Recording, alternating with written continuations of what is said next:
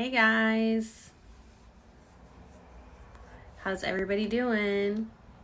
Did you guys watch the video I just posted about the looking glass? Because I have more information. So,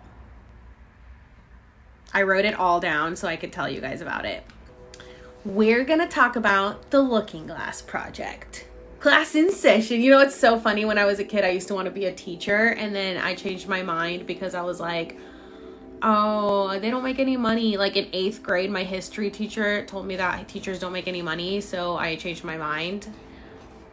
And then now I'm just being a teacher anyway. When I was little, I used to literally like gather the neighborhood kids and I'd be like, all right, guys, let's play school. And I would be the teacher and I'd make them do work after school. They're probably like, and my sister would be like, okay, I really don't want to do this. All right, so should I begin? Okay, so here's the whole, when did I start learning about this? Today. Literally today. No, I literally just started my whole awakening process, but like my guides pretty much just like, well, not my guides, I guess my fifth dimensional self sped me through the awakening process, but my guides told me that the timing had to happen now.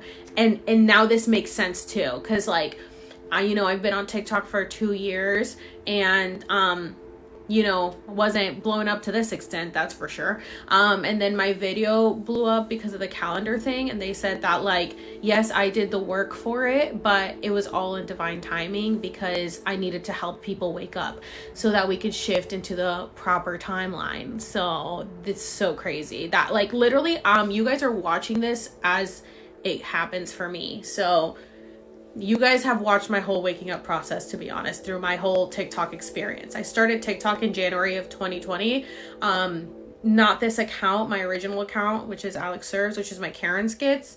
That's my original account. And then I switched to this one. This was my backup, but it blew up, like, obviously not like to the level it is now, but my videos kept going viral, which I didn't mean that for them to. So this became my main account because then I didn't have to like only do skits. I wanted to really do whatever I wanted to talk about. And so it worked out. And then at the beginning, I used to talk a lot about the simulation, if you guys have gone through my simulation playlist. So you guys can see my whole process of me being like, are we in a simulation? I feel like we're in a simulation. You think Chili's is after me? They probably are, but they're not going to do any shit. We already have a lawsuit going against them. Thoughts on Donald Trump. So yeah, I agree. I think what fucked him up was his delivery. He should have never been making fun of people, or anything, but he had connections to Nikola Tesla. So like when Nikola Tesla died, and they took all of his findings of his, all of his writings, the person that got a hold of the writings was Donald Trump's uncle. So apparently Donald Trump has been able to read a lot of what Nikola Tesla wrote, which is why I guess he was speaking in code in the White House. Essentially, he would say a lot about, we need to save the children, and people would be like, what children? What are you talking about? There's also a clip of him going around where he was like pretty much saying what like the elites our planet is, and he was saying like we need to stop it, which is why I think even he was on the inside for sure. He knew what was going on, and I heard that he like went to Epstein Island. I don't know if he ever did anything, but he was definitely on the inside. He was friends with the Clintons. He was always a Democrat. So he knew what was going on. And I think that's why all the celebrities turned on him, is because they knew that, that he was about to expose them in a way. So I think that's why everybody turned on him. But he also like is a Gemini man. You know who else is a Gemini man? Kanye. So they're crazy. Gemini men are crazy. So I do think that he knew more stuff, but he fucked it up. He could have done a better job. All right, so let's start talking about the Looking Glass project. So apparently it was 145 military, U.S. military men that found it. And I'll let you guys, I think it was, in 1981, it was found in Iraq. by 145 military men, but apparently these military men, their souls had been swapped with for density beings, so they were considered light workers, and so the light, like the 4D beings, like took over their bodies so that they could start to warn people about what was going on about the looking glass. So the looking glass was created in 1745 BC, and it was created by the Andromedons. So there is, oh my god, 333 views. There is the Andromeda Galaxy. So apparently they were the ones who originally made the looking glass, and it was made in 1745 BC, and it was given to the people of Sumeria. So the Sumerians had the looking glass. By the way, Sumerians apparently lived like 2,000 years old. So apparently like living forever is capable, is attainable. It's just they had the secrets to it, and clearly we don't. So oh, I have an angel number videos, so just look it up in my waking up playlist. Okay, so pretty much fourth density beings from the Andromeda Galaxy came and took over the souls of 145 military men souls in 1981, so that they could find the looking glass. So the Andromeda Galaxy created the looking glass in 1745 and gave it to the people of Sumeria. No, but we will talk about Orion. They actually came from the Andromeda Galaxy, which is a positive, not like Orion and the reptilians. They're negative. So, So what happened was there was negative entities, which, like I just said, the Orion, that came from Orion and the reptilians, and were trying to destroy civilization in Sumeria.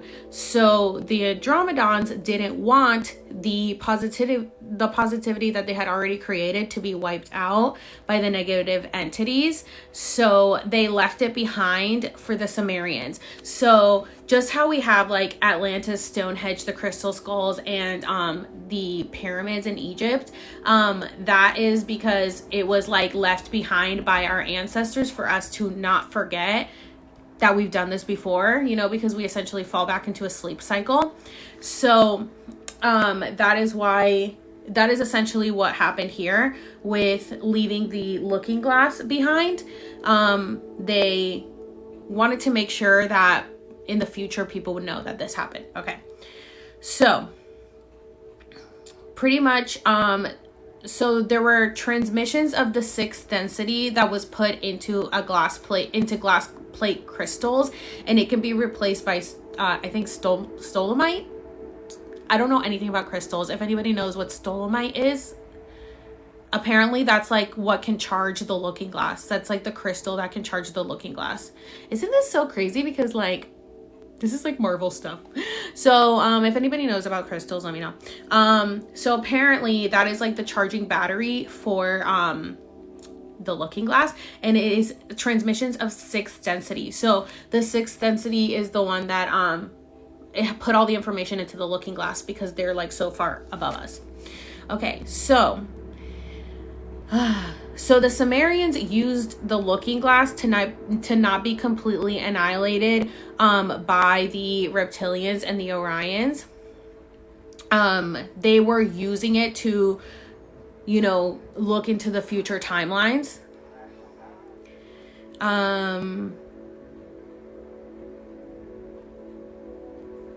So the reptilians and the Orions, the negative entities, they wanted to destroy the positive work that had been done by the Andromedons. So that is why pretty much the reptilians have been like trying to destroy civilization since the beginning of time. And I talked about it a little bit in my video that's like reptilians run this planet.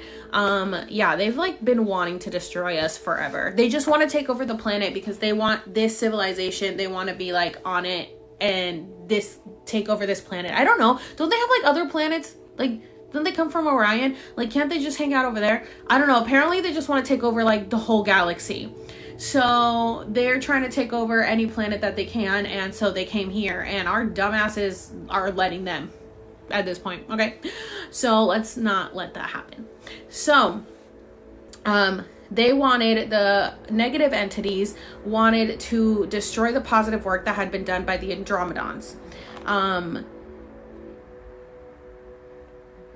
And the Sumerians were able to see all of the possible timelines with the looking glass. And the device was used by the high priestess of the Sumerians, of the Sumerian land. So pretty much whoever was in charge of like Sumeria at the time, they were the ones that were using the looking glass to look at all the possible timelines. But because of not being able to decimate the info, there were many times infringement by the negative forces, leading to the end of the original Sumerians. So they pretty much, they could see like all of the timelines, but then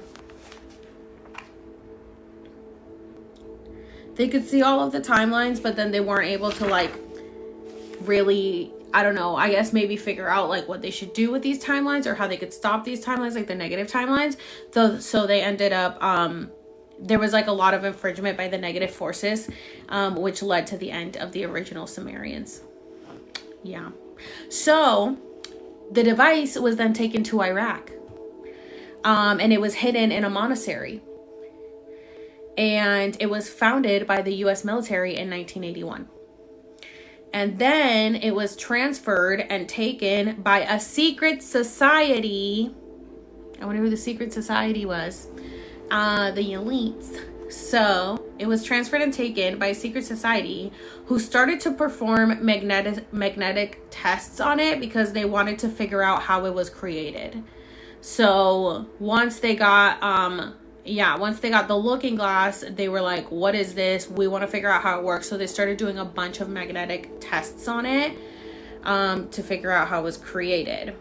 But there were higher entities that were able to activate it because apparently there were people around that were in the fourth density and were able to activate it. Because that's really the only way I guess you can, is by like having higher consciousness, right? So I guess there were entities that were in the 4D. And then depending on who was looking at it, like this person could activate it and then people would come look at it, and depending on who would look at it, the timelines would be different. So like I said in my video, there is 2 timelines for 2030. So there's one positive timeline, which would be the graduation of the positive souls, and then it would wipe out the negative timeline. So pretty much everybody would just ascend, into the new earth. But the negative timeline would be if we don't stop it. So it would be reptilians from Mars. Apparently the reptilians are hanging out at Mars right now, and they will take over human bodies, and it said it could be essentially the leader of the United States, so like the president, and then who will decide to do a nuclear war with China and Russia, and that will lead us to the negative timeline. And apparently that may be announced, if it's not stopped, it would be announced from April 18th to April 29th. And right now it's April 20th. So we have 9 days to make sure that there's no announcement of us going to war with China and Russia. So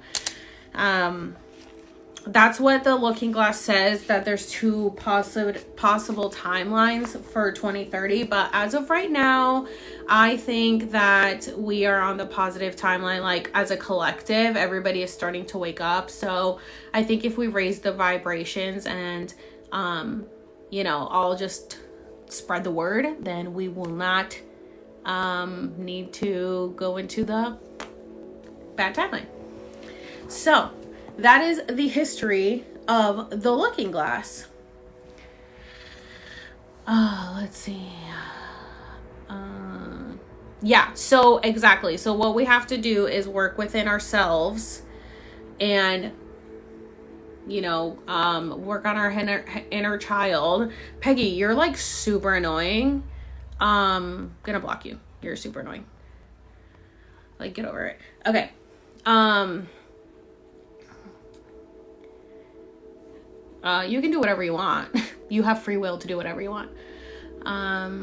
We need to talk for a few. Oh, I can't read all the comments. Yeah, she definitely had a Karen haircut. She looked like a Karen. It's like, I don't know why people hate watch me. Like, y'all got nothing better to do. I could never imagine hate watching someone. Until April 30th. She said Chili's is at fault. I don't know. She's so annoying. What? Because UFO life. Who are the reptilians? The reptilians are like the negative entities from other dimensions that can take over. That can take over human bodies, which is they take over the 1% a lot, you know? Oh, thank you. I do them myself. I've only had my eyebrows plugged once when I was 15, and now I just do them myself. Do I have a podcast? Yes. Alex Serves It All. It's on Apple and Spotify, and it is in my Linktree, and so is my YouTube in my Linktree. Yeah, they pay trolls. They probably don't even have to pay them. Like, these people are doing this for free. That's sad. Can you imagine? Oh, it's not even suspense. It's like meditation music. Do I believe in vampires? Well, I definitely believe in energy vampires. Those definitely exist. Karmic. I posted a video about karmic debt today. If you guys want to check it out. Is the looking glass a physical thing, like a magic ball? I think it's a crystal. That's what they. Well, I don't know. Well, like, if you guys watched the video today, it looked like. I don't know. I don't know what it really looks like, but it's clearly a physical thing because it was found in Iraq and taken by, the elites. So it's definitely a physical thing. I don't know how what it really looks like, but apparently it's charged by crystals.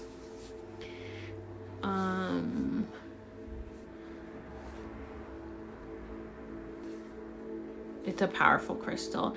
No, so the military found it in 1981 in Iraq, and then a secret society, which is like the elites, took it and started doing testing on it, magnetic testing, to see how it would work. The crystal is charged by, or the looking glass is charged by a crystal called, I think it's stolemite. I don't know how to say it. I don't know anything about crystals. Yes, so there is a positive or negative, and then there's a positive or negative timeline. We're right now heading towards the positive because a lot of people are waking up. So if enough of us wake up, we can raise the vibrations, and if we like raise the collective consciousness, then we'll be fine. But the negative timeline would be if we essentially declare war with China and Russia, and we could go into a nuclear war, and that could lead us into the negative timeline. Did you see the movie Ready or Not? No. The Freemason is a secret society, which maybe they're the ones who took it. Yes, a lot of people are shifting. Do you think humans around us are just AI? I think some of them are. I think some of them are real people with souls, and other ones are NPCs. Oh, I don't know anything about the Johnny Depp. What happened with the Johnny Depp trial? Because, like, fuck that stupid bitch, Amber. Yes, I'm Puerto Rican. Oh, you said, somebody said how exactly raising collective vibrations will help save the situation. So we are all energies and frequencies. And so if we all come together and raise our own vibrations, we will change the vibrations of the energy that is happening around us.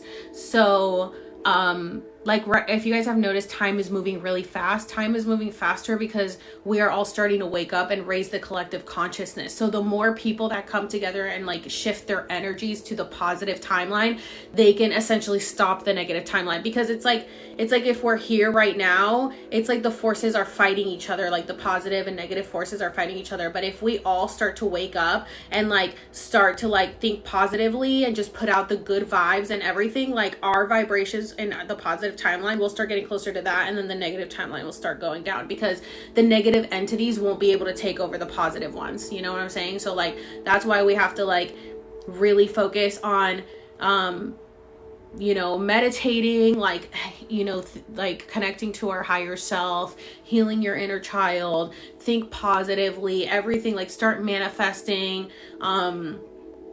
That's really how you can start the shift. Our minds are very powerful. So like, if we really just put our minds to it, we can really do it. If you guys just start like journaling or whatever it is that you like to do, you can draw, paint, journal, do anything on your phone, do it on the computer, whatever, to like create your own timeline. And then you just like write, like, imagine the future that you want, and then write that as if it already happened, and you can literally like create it. So that's what I do. I just create my own reality, and here I am now. I literally created my own reality, and that's how I know that it works. And I know it sounds so crazy, but it's like, it really does work. You really can create your own reality. So if you really just start like thinking positive and start telling more and more people about it, then we can all raise the collective consciousness and the vibrations.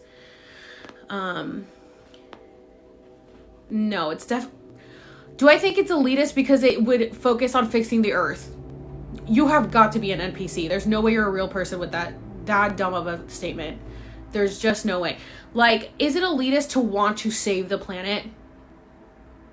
You want the planet to be destroyed? Like, what? You can't be real. An NPC is a non... Sorry, my back. It's essentially like a non-player character. It's like a Sims in the in your reality. So like there's people that actually are like real people on the inside, like souls. And then there's people that are literally like just a sim, like walking around and like there to like be annoying and create chaos and destruction in the world. So sometimes I think a lot of people on TikTok are NPCs. Karens are NPCs.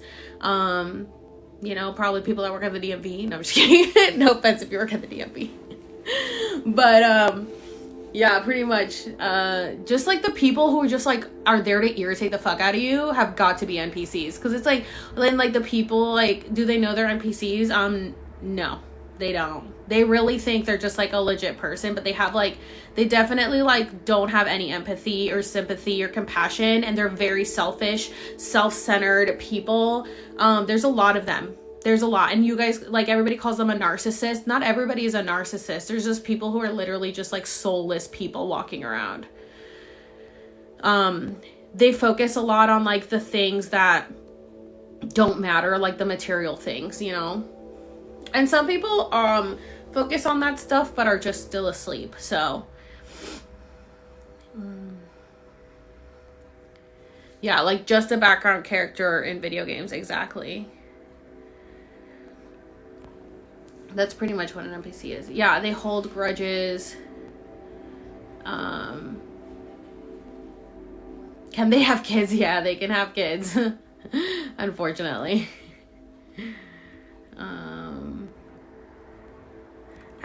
Wait, I was trying to read the comments and I accidentally clicked on someone. Oh my gosh, how do I get out of here? Okay.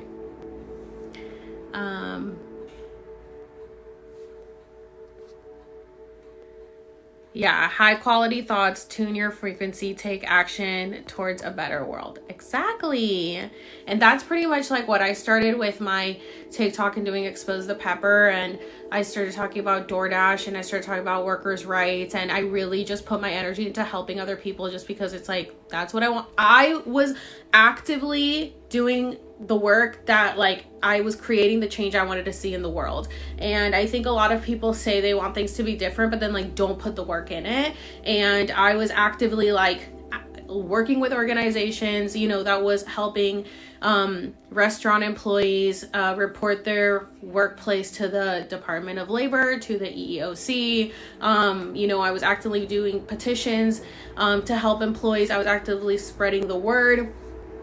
Fighting for people to get better pay, fighting for workers' rights. Like, I literally was like, this is the only thing that is getting me through this fucking life, is the hope that I could create change. Because if I can't create change, I do not want to exist in this world, because it fucking sucks. So that's what really started like pushing me to really work on creating change, because I was like, I can't keep living in this shit world. Like, I just can't do it. So I think a lot of people want to see change happen, but then just sit on their ass and don't do anything.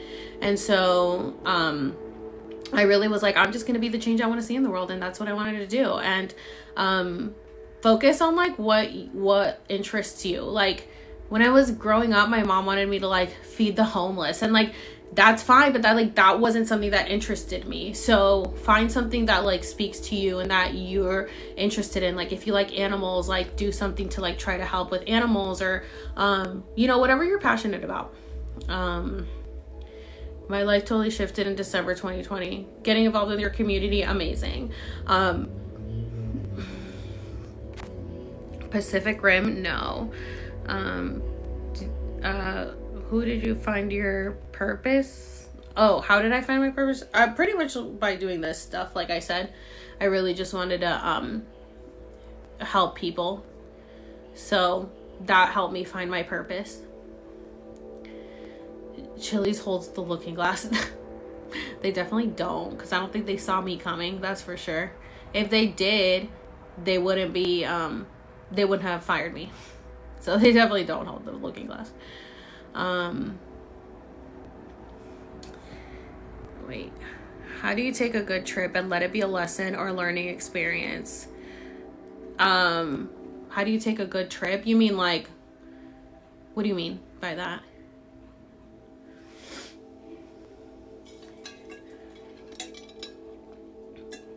How do you know if a family member is an NPC or not? So I think it's hard to say. I think if you have a family member who just like legit just like doesn't give a fuck about anything or anyone and is extremely selfish and only thinks about themselves and can't even fathom putting themselves in another person's shoes, I think that's a pretty good indicator of an NPC.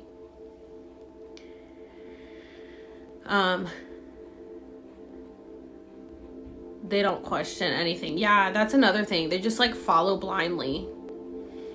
Oh my god, you just started watching Inside Job. Isn't it crazy? Yeah, NPC is a non-player character. So it's like a Sims character. Ego death. Wait, oh, I'm sorry. If you commented before that, all I saw was ego death. And then you said LSD. Why I'm always feeling other people's pain. Me too. You know what? I am such an empath. I started crying when Hurricane Maria hit Puerto Rico. Like, I don't even live there. I mean, yeah, like, I'm from Puerto Rico, but I haven't been there forever. And I was just, like, crying.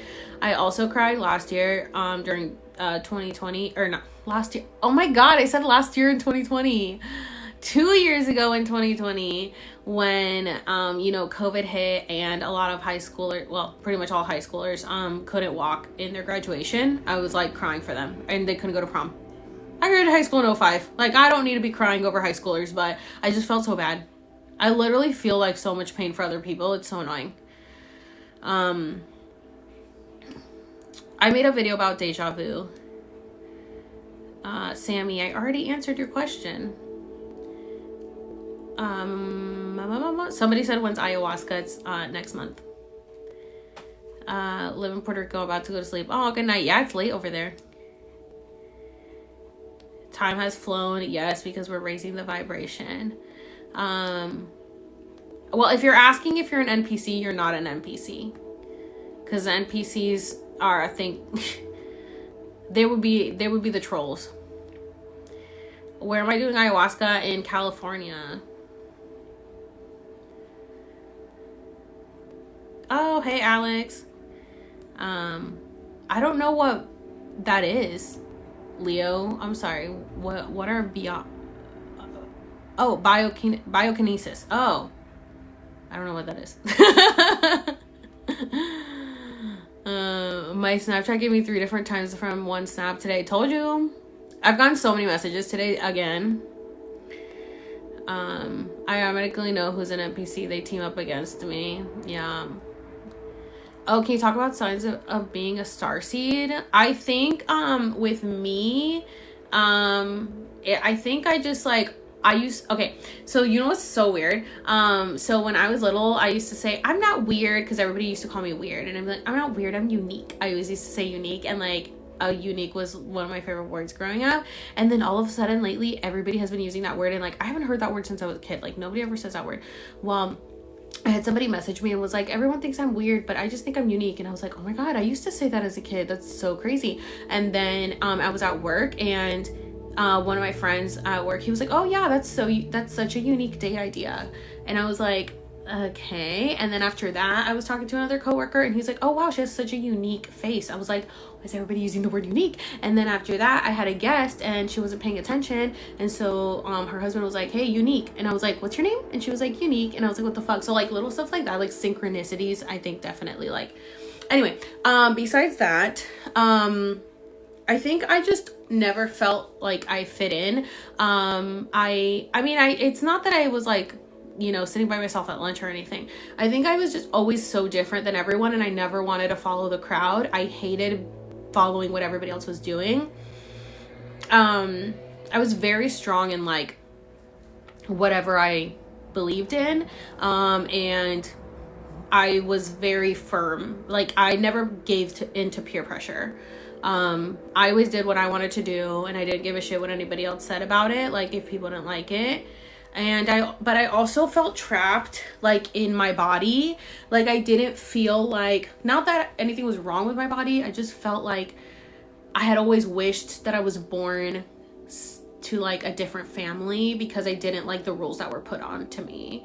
And so I never felt like normal. Like, I just didn't like being here, because I was like, I don't like to follow these rules. I don't want to do this. I want to wear this. I want to wear that. I want to, you know, do this. I want to do that. And I couldn't like do anything. So I think, and then besides that, I always like questioned everything. Everything that I was told, like as far as the educational system or the religious stuff, like I questioned everything. And I also didn't like, the only subject I liked in school was math. And I used to say it's because there is always a right answer. Well, Syrian starseeds, which is apparently what I am, we love math because there's always a right answer, because we like problem solving. And then also, I don't remember what it's called, but it's like pretty much how like our universe is based off geometry. So geometry was literally my favorite subject in school. I literally just said it the other day before I found this out. I was like, yeah, my favorite subject in high school was geometry. I always got A's in math, but my favorite subject in high school was geometry. And then I took trigonometry as a choice in college, because I thought, oh yeah, well, I was really good at geometry, so I'll be great at trigonometry. And like, my professor was like, so you're gonna, most of you are gonna fail this class because a lot of you can't keep up. And I was like, oh, challenge accepted. Oh, I just cracked my neck. But yeah, I still passed with an A because I just love math and I like problem solving. So not surprised that's me. Another thing, I can tell you about Sirius starseeds, because that's the only one I've really done research on. We like math, we like to problem solve, and like we may not invent the wheel, but we can reinvent the wheel. So like we take something that's already created and we just make it better, which is so funny because like if I draw or paint or anything that has to do with being artistic, I can't really think of stuff like on my own. Like I can't think of things in my own brain. I have to like look at something and then do it. So makes sense, because they said that we wouldn't like we don't really create our own things, but we just take something and like make it better, which sounds like me. We also like to socialize a lot. We like to eat a lot. And we like the circus, which I love the circus and Cirque du Soleil. We like entertainment. So yeah, those are all like signs of Sirian starseeds. Let's see. Who do you think is flying around in the UFOs? Oh, I don't know, but I mean, I'm sure they're around. Oh, I don't know if you guys saw, I gotta make a video about it. There was like a weird portal or something up in the sky in India recently. It was posted on TikTok. Yes, I'm a tourist.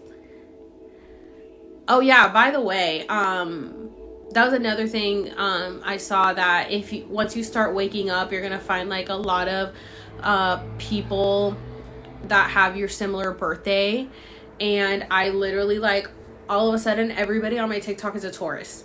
Everybody's a Taurus. And also I've been seeing a lot of people with the name Alex, which is crazy because I never really had that experience before 2020. And then now every single day at work, one of my tables is named Alex. Is everybody a starseed? No, not everybody is a starseed.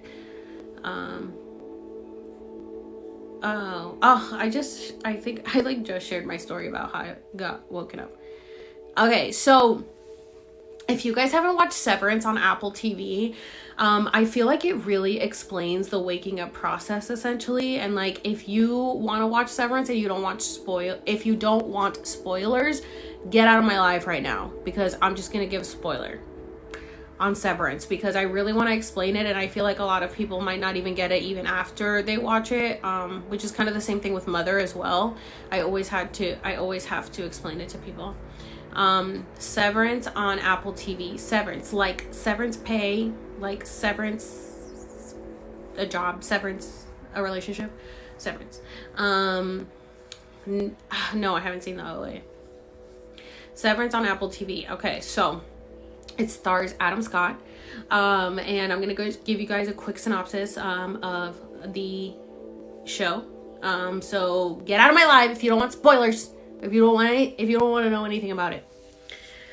Okay, so pretty much Severance so they have these. You watched it, isn't it so good? It's so good. Okay, so they have these employees. So they work at this company called Lumen. Okay, it's very much a play on words on everything. Okay, so they work at a company called Lumen, and then they have these employees, and these employees decided to put this microchip in their head.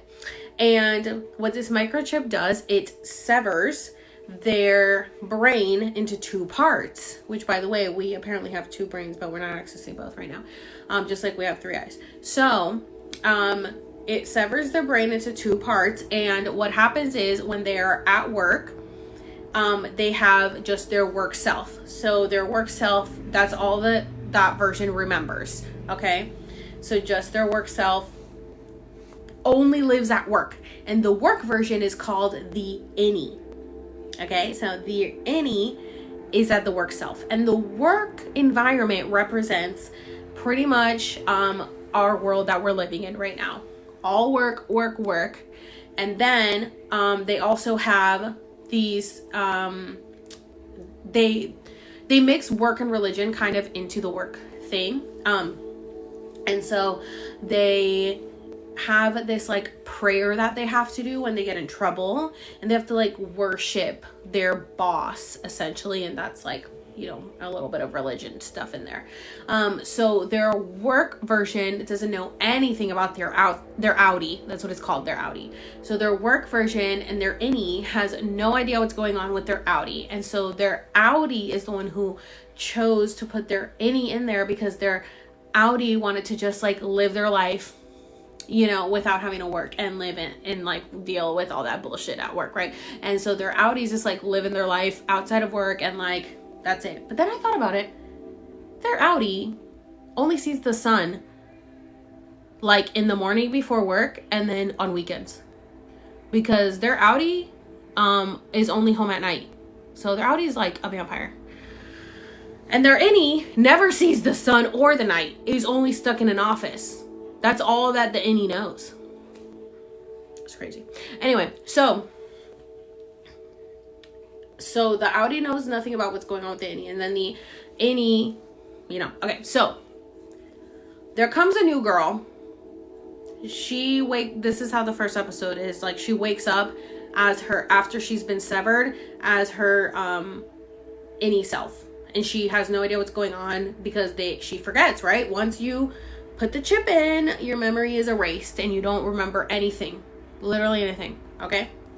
So she wakes up like, what the fuck is going on? And then she has to like watch a video of her outie. I'm talking about Severance on Apple TV. If you guys don't want to know about the show, you should leave the live because I'm going to talk about it. So the outie decided to put her in there. And so then she has to watch this video of her outie being like, hey, this is what we chose to do. So do a good job in there. Work your little butt off. Okay, I'm going to be partying it over here. Obviously in a nicer way. And then he's just like, oh, so I guess I put myself in here, because it's like pretty much a video. It's not like you're really split up into two people. She watches a video of herself before she gets severed. So they record this and she's like, I am consenting to this. Like, I 100% want to do this. And so she watches it back when has forgotten all her memories, and she's like, oh, okay, like I chose to do this. Okay. So then when she's in there, but then she realizes like, I don't want to do this anymore. Like, I don't like it. This is lame. Like, I can't leave. Like, she tried to leave like 12 times and then she just kept coming back in and coming back in and coming back in. And so she's like, okay, I want to leave. And so then they told her like, okay, well, you can request to leave. But your outie has to give the okay. And so she's like, oh, no problem. My outie will 100% say yes. So she puts in the request to her outie, which is just, her self on the outside. And so when she leaves work, it's like they shift in an elevator. So the minute she like shifts onto the top floor to go to the parking lot, she gets the request from the innie being like, hey, I don't like it here. I want to leave. And the next day when she goes to see like, okay, I can leave, right? Because like, I wouldn't do this to myself. Obviously, if I say I want to leave, I want to leave. But she watches the video and her outie version, since she doesn't know what's really going on the inside, is like, no, you can stay in there. You got this. And so she ends up hating herself. It's like her outer version. She's like, what the fuck? Like, I don't want to do this. I can't believe you do this to me. So she's pissed. So she's trying to find any way to get out of there, trying to find an escape route. Can't find a way out. Okay. And then all the other ones are kind of like asleep too. Well, they are pretty much asleep until she starts talking about, well, they're in the work version until she starts talking about it. At one point, Adam Scott's character, is he the one that found the book? I think he's the one that finds a book. So like his brother-in-law on the outside, because the innie doesn't know. The innie doesn't know the brother-in-law and doesn't know he has a sister because he was severed. So he doesn't know anything about his outside life. So the brother-in-law wrote a book, and the book that he wrote was essentially about stuff that goes on the outside and like essentially like waking up kind of thing. But like the brother, it's not like the brother knows what's going on in the innie world. It's just that he's just writing about what's going on out there, right? But then the innie doesn't know anything about that. So to him, it's like all brand new information about, like, he's waking up reading this book. So then he's like, wait, like, I want to get out of here too. So they all kind of start coming together and figuring out how they can get out of there. But when Adam Scott's character goes home one night, he ends up he ends up getting like contacted by someone who used to work for Lumen. And so he's like, who are you? And he's like, we worked together at Lumen, like you just don't remember. So like, I don't know how, his name was Petey. I don't remember how he did it, but oh my God, this is so weird. Okay, so in the show Severance, the guy's name is Petey that gets in contact with Adam Scott's character and starts essentially like trying to wake him up, okay?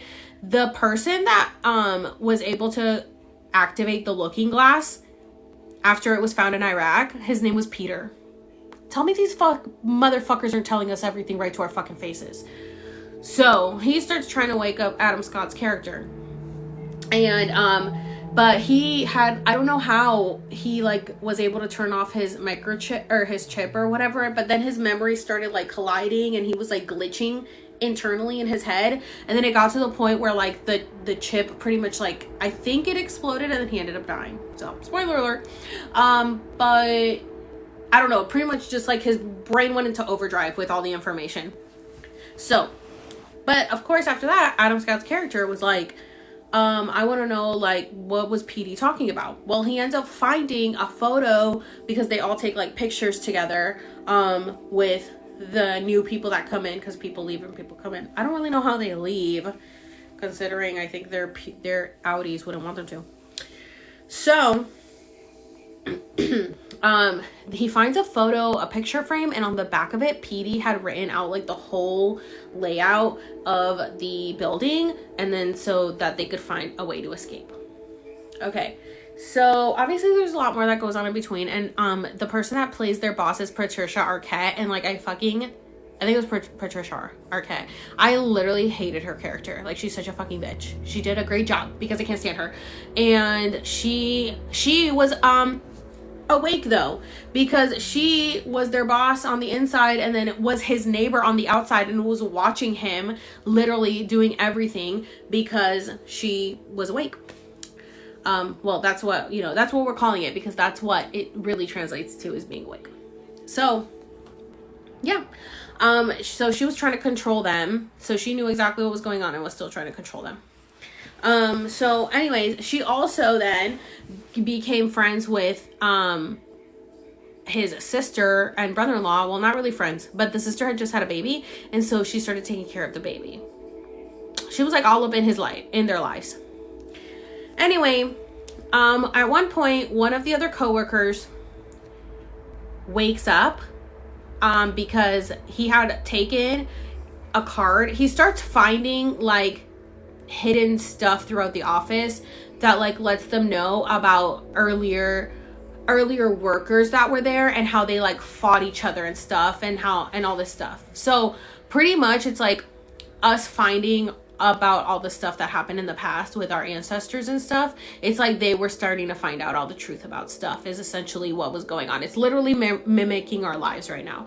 So they started finding like photos and books and stuff about stuff that was going on previously, and then they start questioning things and are like, wait, why would we like fight with our own people? Like, I just don't get it, blah blah blah. And so that happened, and then so one of the guys took a card that he found and put it in his pocket and took it home, and so that his Audi would see it and try to like question things as a sign essentially. And then when one of the security guards, he like I guess saw it because they have cameras everywhere, so he chose to wake him up, because they have like a flip of a switch that they could wake him up, and so he woke him up. I don't know exactly how he did it. Like, I don't know if they were at work and then he woke him up and it took him to the outside. Yeah, so I guess he was at work one day and he had the card, and then I guess he woke him up, and then he like, when he got woken up, he like woke up in his closet with the security guard like in front of him, and he was like, where's the card? And he was like, what? And he was like, where's the card? And he was like, what are you talking about? And he was like, I know you took the card, where's the card? And so then he was like, where am I? Because he hadn't like ever seen his house as his inside self. So then he's like, where am I? Is this my house? And then all of a sudden his kid comes in and he's like, Daddy. And then he's like, is this my son? And then he's like, the security guard was like, mad at the kid, and he's like, I told you to wait. I told you to count till like 100. And so then he was like, gives him the card, or I guess he had already given him the card, or I don't know what the fuck happened.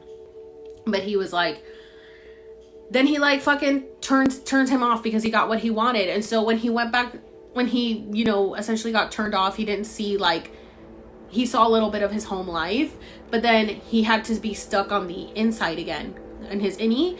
And so he got pissed, and he was like, wait, like, you just woke me up for a second, and I have a family. Like, I have a kid outside of here, and I didn't even know about it because I'm asleep, my innie in here. So he got mad. So then he also, like, wanted to get out because he got pissed off that he has a kid. So in it, like, they have like a chip inside of their brain, and so the chip can be turned off and on. So right now the chip is like turned off. It's pretty much asleep. That's what the chip is. It's asleep so that you can only work. And then he turned it on so he could be like, see his inside, his outie self, and he's like, where did you put the card? So he could find the card because he had left it at the house. And then he put him back to sleep, but he remembers his memory of outside because he was awoken while he was asleep in the work mode. So he remembers that memory, and he remembers his kid. And so he was like pissed because he was like, wait, now I want to, it's for Severance on Apple TV. And he's like, well, now I want to go see my kid. I want to get out of here. So these are our 3D self. So that's exactly what we're doing right now. So the innies are our 3D self, and the outies are our 5D self. And so when we're like, hey, I don't like it, our 5D self is like, no, you're doing this. You agreed to this. Like, your soul, yeah, you agreed to do this. So now you have to do it, and you need to complete your mission. And like, they can't leave until they crack this code. And they're like on this computer, like cracking the code. I'm like, that's literally your fucking life. So they're literally like, why I was like getting all these freaking headaches and migraines and ringing in the ears, and my brain was all jumbled up and nothing was making sense. It's because my 5D self decided to merge with my 3D self and wake me up. So, oh my God, why is it always doing that to me? It's like the minute I tell you guys good stuff. Am I back yet, guys? How's it going? Oh my gosh. Why am I swear they do this shit to me on purpose. I never had this issue before. Never had this issue before. Okay, and like, let's not even talk about how my videos have been glitching so bad. Like, when I'm reading through your guys' comments, all of the my videos just stop midway and turn black.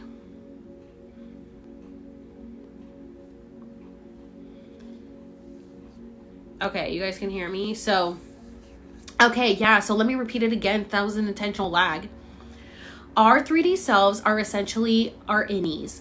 Our 5D selves are our outies. And so when we say, I want to get out of here, our 5D self is like, no, you chose this. Your soul chose this path. So you've got to stay and complete your mission, which is us fulfilling our purpose. So we have to fulfill our purpose and remember that why we came here, and that we need to raise the vibrations, and that we need to all just love. It's all about unconditional love. Okay? So every time I think about that show, when he goes, they can choose to wake us up at any time, I'm like, oh my God, that's literally us.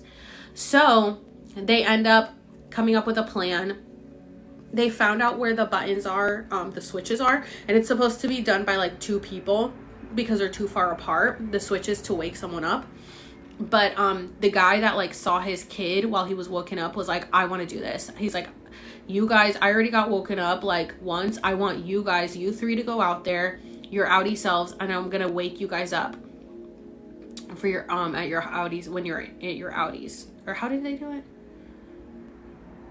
Yeah, when they were outies, they got woken up. So he ended up like sneaking into the office, finding a way to sneak into the office, and then he switched both on, and it was like really hard because they were really far apart, but he was able to switch both on, and then they all got woken up as they were outside. So when they were in the outside, they were like, their innies woke up, and they were like, oh, wait, what's happening? So like Adam Scott's character was at his sister's or his brother-in-law's book reading, and he didn't know, and then he didn't even know who his sister was. And so then he's like, what's going on? And then he starts figuring everything out, and then he sees his boss there from Lumen, and he's like, what the fuck is my boss doing here? And it's because she was pretending to be a nurse to take care of the baby, of his sister's baby. So little by little, he starts putting the pieces together.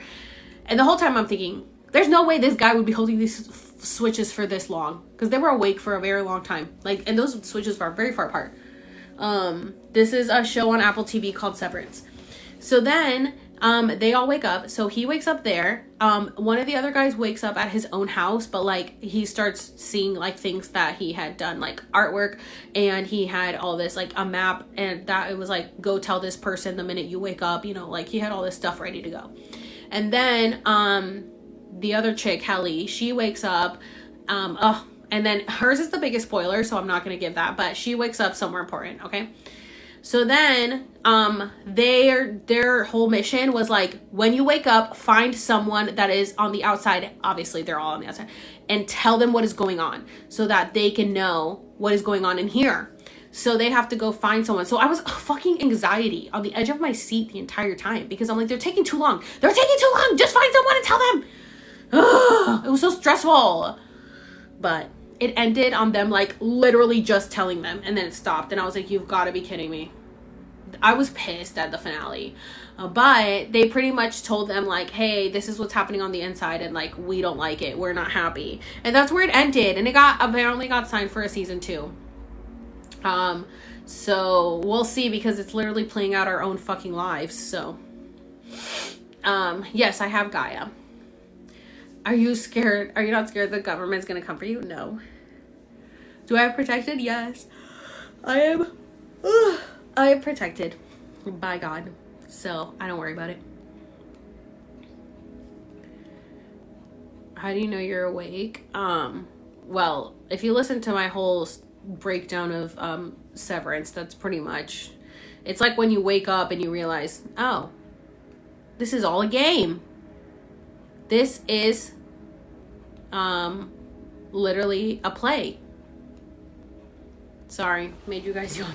This is literally a play. We are merely players in the game. All the world's a stage. You know, they say that so much. All the world's a stage. Literally. And we're playing a character. And every time we come back as a new character. So you just have to remember. And it's pretty much just like detaching from your 3D self, you know, having an ego death. Yeah.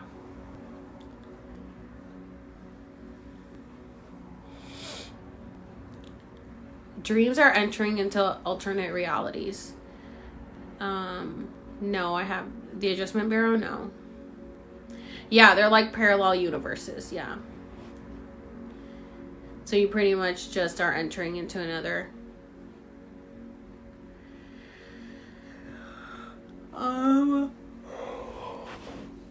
Are people in other countries asleep?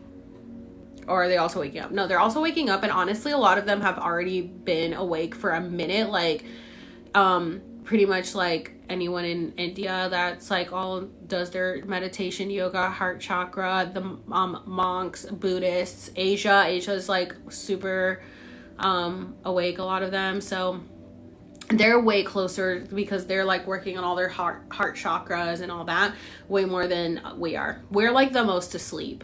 We're the most asleep for sure. April 21st. Oh, well, are you? Is it April 21st over there?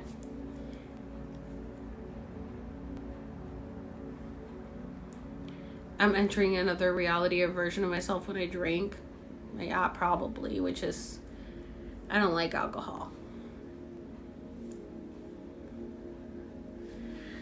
Oh my God. Everything Everywhere All at Once. Literally amazing fucking movie. Watch that fucking movie. That movie is so good. I bawled I like laughed hysterically the whole time. I was on the edge of my seat and I bawled my eyes out. Best fucking movie. So fucking good. Everybody needs to go watch it. And it's literally about the multi-universe. 100% real. No, I haven't seen The Family on Netflix. Do I have a hard time being Christian and believing in other things? Well, I don't identify as Christian. I mean, I pretty much did up until last year, but now I don't identify with a religion because I think religion just separates people, and it's just bullshit. It really. Yeah, dude, Inside Job gave so many things out. Have you dreamt about the portal place? No, I don't think so. This life is about, we come to the Earth School. So Earth is a school, and we come here to learn lessons or teach lessons. And we stay here until we fulfill it. We came with a purpose, and until we do that purpose, we keep doing this over and over. Like, our souls chose to come here. We chose to come here and play this game because apparently our higher dimensional beings get kind of bored with everything being just like perfect.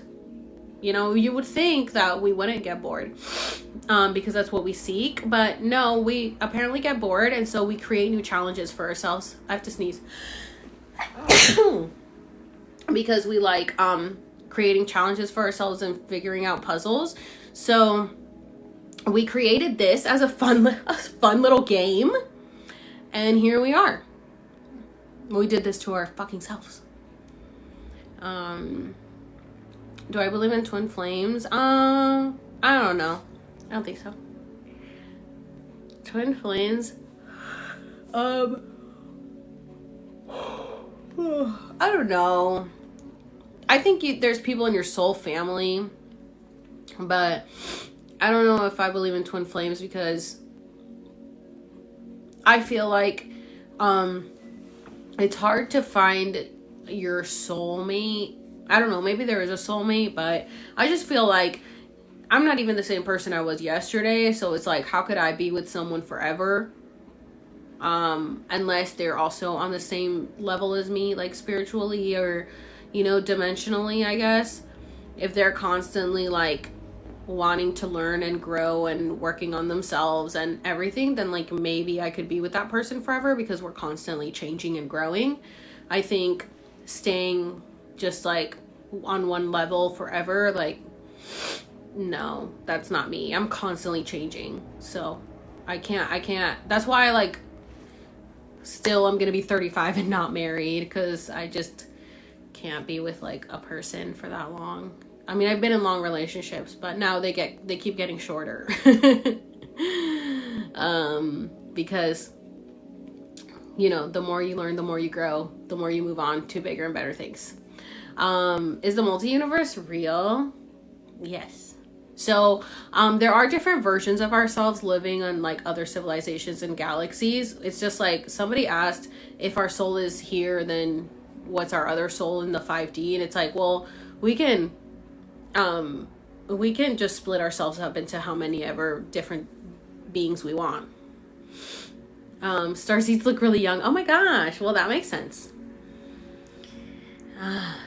How do we break from this reality?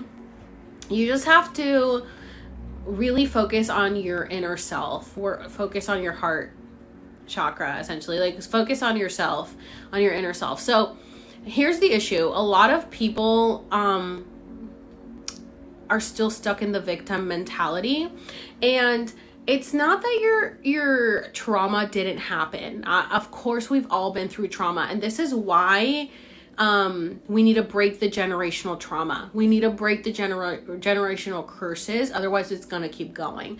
So we've all gone through so much trauma because everybody before us didn't work on their trauma. So they passed on their trauma to us. But the thing with us is that we just have to like let it go and not hold on to that resentment, because that is what keeps us stuck in our 3D versions. Because we are angry, we're harboring all this anger, resentment, hurt, pain, vengeance. Like, we want to get revenge, we want this person to hurt. Like, there's so much that you just hold on to when you stay in the victim mentality. So not saying that you have to like accept what happened and you don't have to forgive the person, but you for yourself, you just like let it go. You're like, listen, like this happened, it fucking sucked, I did nothing to cause this. Like you have to know that like your trauma wasn't your fault. So you're just like, I didn't cause this isn't my fault, and I'm just not gonna stay stuck in it, because staying mad at this person that hurt me when I was a kid, like they don't even know that I think about them every day. Like they did this to me because they have no empathy, no compassion, no soul, and they will get their karma. So you pretty much just have to think of it that way. Like they're gonna get their karma, I'm gonna move on, because the more you hold on to it, you're never gonna be able to move forward, and you need to be able to move forward so you can ascend. So you know, I think a lot of people like to stay stuck in the victim mentality and be like, well, I'm this way because this happened to me. And it's like, okay, but like, how much longer are you going to stay mad about it? And it's like, well, they're out there living their best life. And it's like, they might not be out there living their best life, but they want you to think they're out there living their best life. They may not be. And like, stop putting so much energy towards that person. Like, let it go. I was friends with this girl at Chili's, and we were like good friends. Like I had my 30th birthday at her house, and her sister used to work at Chili's with us as a hostess, but then she ended up getting a job at the restaurant across the street, and then my boyfriend at the time got a job at the restaurant across the street, and she liked my boyfriend, so she kept hitting on him. And so I never said anything because she was my friend's sister and little sister, and I was like, well, I don't want to like create drama, and normally I would, but I was like, well, I don't want to create drama with like one of my really good friends' sister, who I work with and who I know holds a grudge till the day she fucking dies, and I just don't want to deal with it. But this girl kept fucking hitting on my boyfriend, and not only hitting on my boyfriend, but telling him that he should break up with me so he could be with her. So finally one day when she came into Chili's, I cornered her in the booth, and I was like, what the fuck's your deal? Like, what is your problem? I'm friends with your sister. Like, I know you. Stop fucking hitting on my boyfriend. Like, it's enough. And it got to the point where my boyfriend had to quit his job because of this girl. Okay. So when I went to, go confront her, my friend's best friend was working, bartending. And so she saw me, and so she texted our friend right away and told her what was going on. So then, of course, my friend texted me, and it's like, what's going on? And I said, nothing. And she said, well, that's not what I'm hearing. And I said, well, this has to do with me and your sister, not you. So don't worry about it. And because of that, she ended our friendship because she's like, well, my sister wouldn't do that. And I said, well, she did. Okay. Like, you do shit that your sister doesn't know about. She does shit you don't know about. Like, this has nothing to do with you and I. Get the fuck over it. But we ended up getting into it one day, like, after that at Chili's in the back of house. And we started yelling at each other because I was like, dude, this has nothing to do with you. Like, you are a 30-year-old woman and your sister is like a 19-year-old girl that likes my boyfriend. Like, can you, like, get over it? Like, why are you getting involved in this drama? Since then, we just stopped being friends. She like would not let it go. And I was like, girl, like, this is so stupid. Like, we're friends. Can you let it go? And she's like, no. She like just stopped talking to me. She wanted all of our friends to turn against me. And they're all like, no, like, if your sister was hitting on her boyfriend, like, it's fucked up. We're not going to take your side. And I was like, damn, like, I can't imagine holding on to something for that long, especially when it had nothing to do with you. Like, this had nothing to do with her, and she held on to that resentment forever. And it got to the point where she ended up even actually getting a promotion and became a manager and like left our store, our restaurant. And I literally texted her and was like, hey, I'm so happy for you, because I knew she wanted that position for so long. And I was like, hey, I'm so happy for you, congratulations. Like, I know you don't want to talk to me, but like, I hope everything goes well. Like, I wish you the best, like, kind of thing. No reply. I'm like, wow. Could you, she must have been an NPC, because I can't imagine like staying that mad over something that literally had nothing to do with me. Nothing to do with me. And then my boyfriend and I even ended up breaking up eventually. And I'm like, your sister can have him if she wants him so fucking bad. I don't care. Like, this is so stupid. I just can't imagine staying that angry over something. It's so dumb. I'm like, you are literally killing yourself from the inside out. When you hold on to anger and resentment like that, you literally kill your soul from the inside out. Little by little, you're just like turning your heart black because you're just not feeding your heart with like positivity and forgiveness and, you know, so you don't want to do that. Definitely. The 4D version of ourselves is like the awakening. I'm still a server, but not at Chili's. Oh, I'm glad to hear it. Well, it's okay. You'll keep working. An NPC is like a non-player character, so it's just people that are there to like be challenges and fucking piss you off and be annoying, or they're just like Sims. What happens when you die? So pretty much our souls either like come back again if we didn't fulfill our purpose, or we just go back to like our original beings. Oh, 11. Or we just go back to like our original beings. But if we didn't fulfill our purpose, then we got to come back and do it again. Yeah, I know. It's really annoying. Like, corporate really sucks. I literally, like, at my job, when people ask me about 222 viewers, when they ask me about the surcharge that we have, I'm like, yeah, that goes to corporate. I tell them right away. I'm like, yeah, that goes to corporate. And they're like, what? I was like, yeah, it's bullshit. You shouldn't have to pay for this. It goes to corporate. It doesn't go to me. And they're just like, oh, okay. I'm like, it's not okay. It's not. You shouldn't be okay with this. I'm like such a dick. I don't give a fuck. It's so stupid. Oh my god, you just watched Don't Look Up. Isn't it crazy? Tell me that's not what's happening right now. Are newborns reincarnated people? I think some of them. Some of them are reincarnated and some of them are new souls and baby souls. And some of them are probably just NPCs.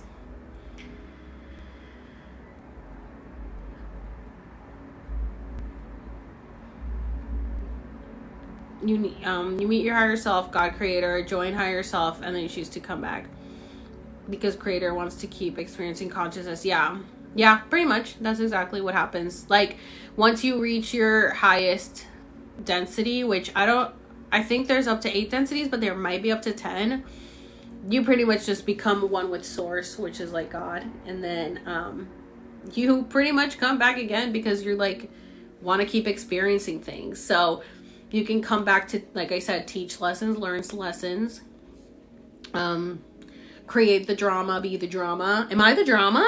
I don't think I'm the drama. Or, you know, whatever. There's so many different things. But pretty much because you just you get bored out there, apparently. We get bored.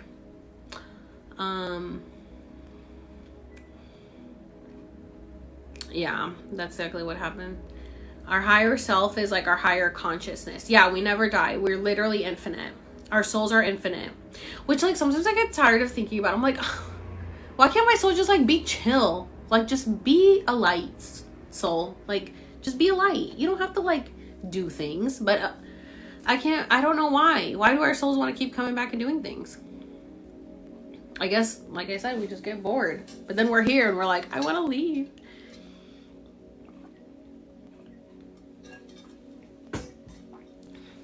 Duality, yup, exactly, like my necklace.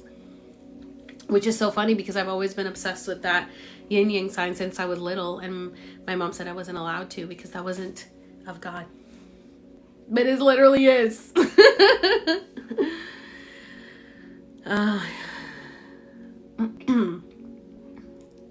Do I think there's another planet like Earth? No. They're more advanced than us. They're all more advanced than us. We're like the youngest one.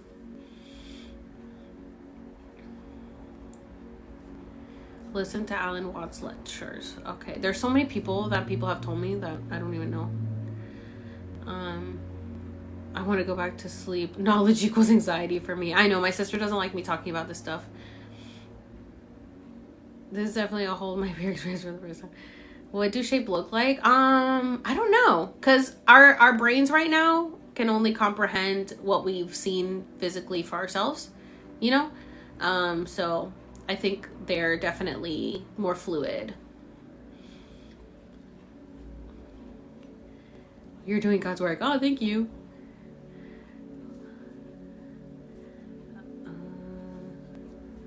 In the map it says human land. What are the different types of star seeds? So I know there's from Zeta, Lyra. I have a picture on my phone. Zeta, Lyra, Vega, Pleiadians, Andromeda. I don't know if there's still Andromedons that come. I think there is. Yeah, there's some more. If you listen to it, we could go anywhere. Yeah. I don't know how to, though. You're Pleiadian? Oh my gosh. According to my guides, Sirians and Pleiadians have worked together before. And that is why I connect with them. Why do my dreams feel like deja vu? Oh, because you probably have done this before already. Wait, what did it say? If I listen to healing frequencies to sleep, will it affect me dream-wise? Sometimes. Sometimes I listen to stuff going to sleep, like hypnosis and stuff, and then I have crazy dreams. Do I have to pick a new family when I die, or can I pick the same? It depends. So with me, I only have my sister is in my soul family, so her and I have done this a million times together, which is why we have such a strong connection. When we were little, she used to tell people that we were supposed to be twins, but we were born 2 years apart. But I apparently picked new parents. Apparently, like, my guide said that I like know people in my family from my past lives, but they were just like, I either knew them or they were imprints. So you can also have imprints. And so you probably, I mean, you can come back with the same people. Like I said, like I came back with my sister, but you can pick new people because it will help you get to your journey, like get through your journey and like fulfill your purpose. So like I picked my parents because they had to help me fulfill my purpose, which like is super annoying.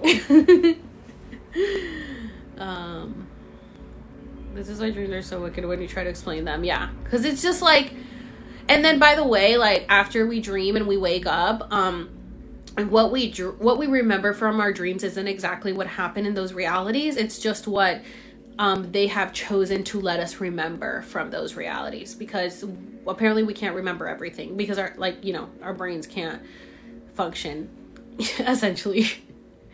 Can't like fathom all that. So we only remember certain things. Have you ever dreamt something and later it happened? Yes, all the time. All the time, since I was like a teenager. Any podcast? I don't know any podcast. I literally only listen to like one podcast, even though I have my own. And the one is like political, so I don't think you guys would want to. She does have a TikTok, Madeline Paddleton. Madeline. She owns her own business and she talks a lot about social issues and politics. So I like listening to her podcast, but that's the only one so far. But now I've just been finding videos like on YouTube to watch that have to do with this stuff. If you want, I can tell you guys the channel, because I have my YouTube on right now. I can tell you guys the channel of what channel you guys should go on if you guys want to, you know, are into this stuff. So one is the Sam the Illusionist. He's the one who channels a lot of the other dimensional beings. If you guys don't have Gaia, you know, you can look him up. You can look up people who channel, like, you know, Akashic records reading. You can look up people who can channel higher dimensional beings. You can look up people that you know, you can look up what's the different star seeds and see if you connect to any of those. Okay, so the channel that I go on YouTube that has so many fucking videos, there's no way I could get through all of them. Giving voice to the wisdom of the ages. That's what the channel is called. Giving voice to the wisdom of the ages. Great channel, and that's pretty much what I like to go to like figure things out a lot. I felt like the awakening, because it's a lot about the awakening. Giving voice to the wisdom of the ages. So if you guys want to check that channel out.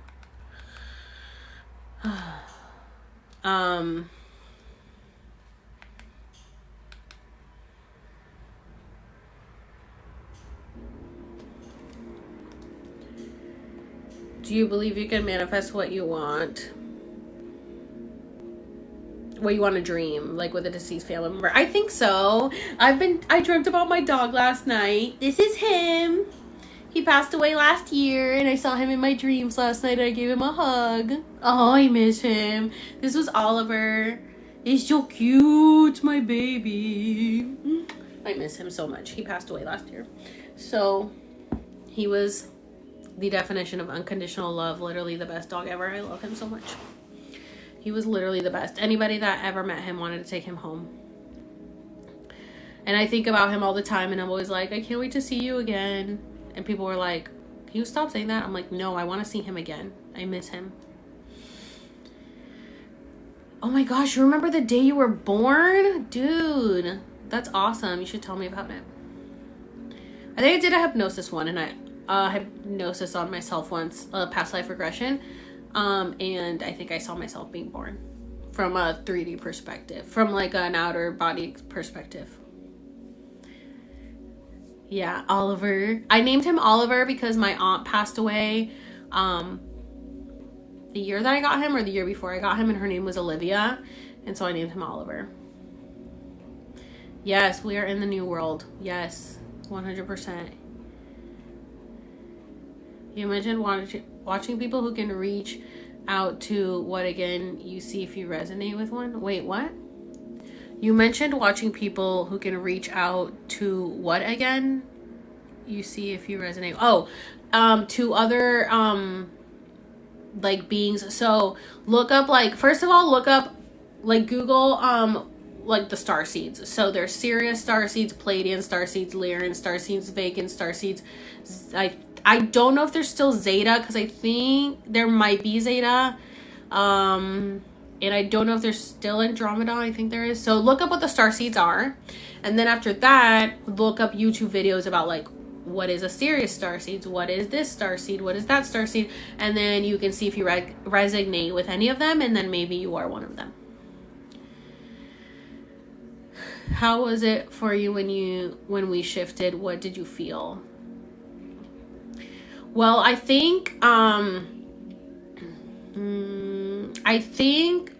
it wasn't like right away that I noticed it. It was little synchronicities that started happening, like in January of 2020, and then it went on.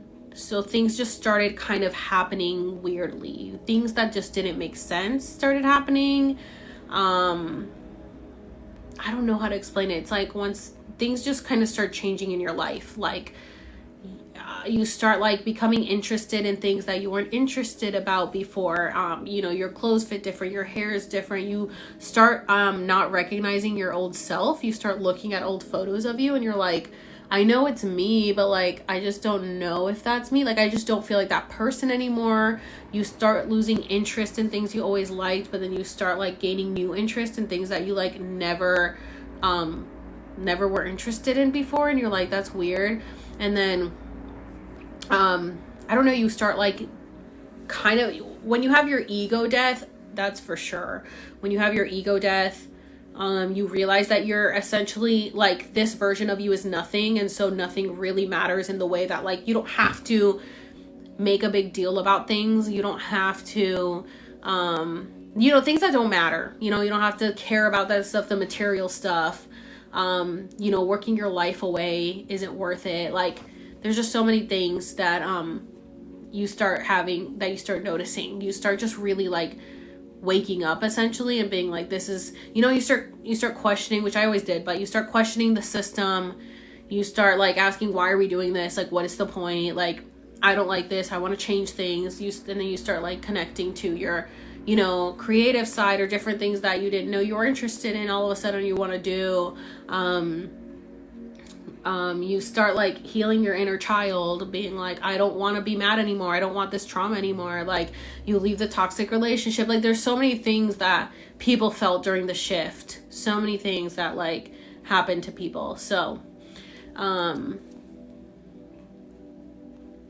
yeah, that's kind of what the shift. And then also a lot of migraines. I had a lot of migraines, a lot of ringing in the ear. My brain felt jumbled up.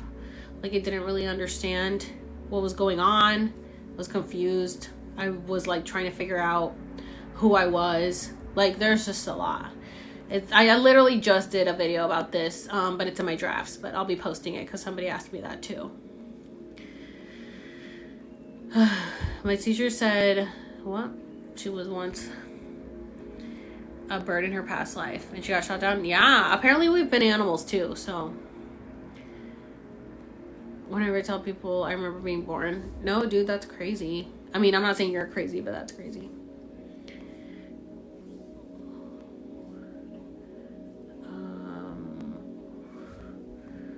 Migraines for weeks. Yeah, dude, I had started getting migraines in 2017, and they got pretty bad. Yeah. Who can go to get an Akashic Records? Anybody can get the Akashic Record done, and honestly, if you start meditating, like if you can't find someone to do it and you want to do it yourself, you can do it yourself. You just have to connect to your higher self. So you have to start really praying, meditating, you know, just being one with yourself in silence. It's hard because I don't like to just be in silence because I can't shut my brain off. So I do like guided meditations. So I'll listen to things, to people telling me how to, you know, meditate or how to relax, and put yourself under hypnosis. So like the more that you do it, the more you start opening up your third eye and the more you start connecting to your higher self. And then little by little, you should be able to honestly be able to do the, you know, access the Akashic Records yourself. But I haven't gotten there yet. I did put myself under hypnosis for the first time the other day before I went live. That's the first time I ever put myself under hypnosis. But I want to keep trying to keep progressing. And I mean, I put myself under hypnosis by like listening to a YouTube video. Different aliens. I don't really know anything about them. I only really know about my people because that's all I researched so far. But JK Ultra should be talking about them. She's going to be going into the different races. If you guys aren't following her, make sure you follow her because she's going to be talking about the different alien races. Oh my god, dude, me too. The bad thing is I pretty much fall asleep during meditation. Same, literally every time. No joke. I always fall asleep. Like the other day when I put myself under hypnosis, I had tried before that and I fell asleep for an hour with my headphones on, and I was like, okay, great. So when I woke up an hour later, I was like, okay, I really want to do this. So I ended up finding a shorter hypnosis that wasn't an hour long. It was like 30 minutes. So I did that one, and then that's when I actually felt it and I did it. So that was crazy. Thank you. Love watching your video doing about Ethiopia. What hypnosis on YouTube? Okay, so you guys should try it. Definitely set your intentions because I don't know. You don't want to. I think like it worked for me because I had taken a nap before, so my brain was like clear. Let me see what it was. If I can find it in my history.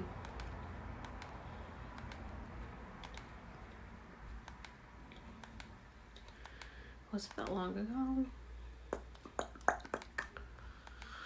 No, it was not this long ago.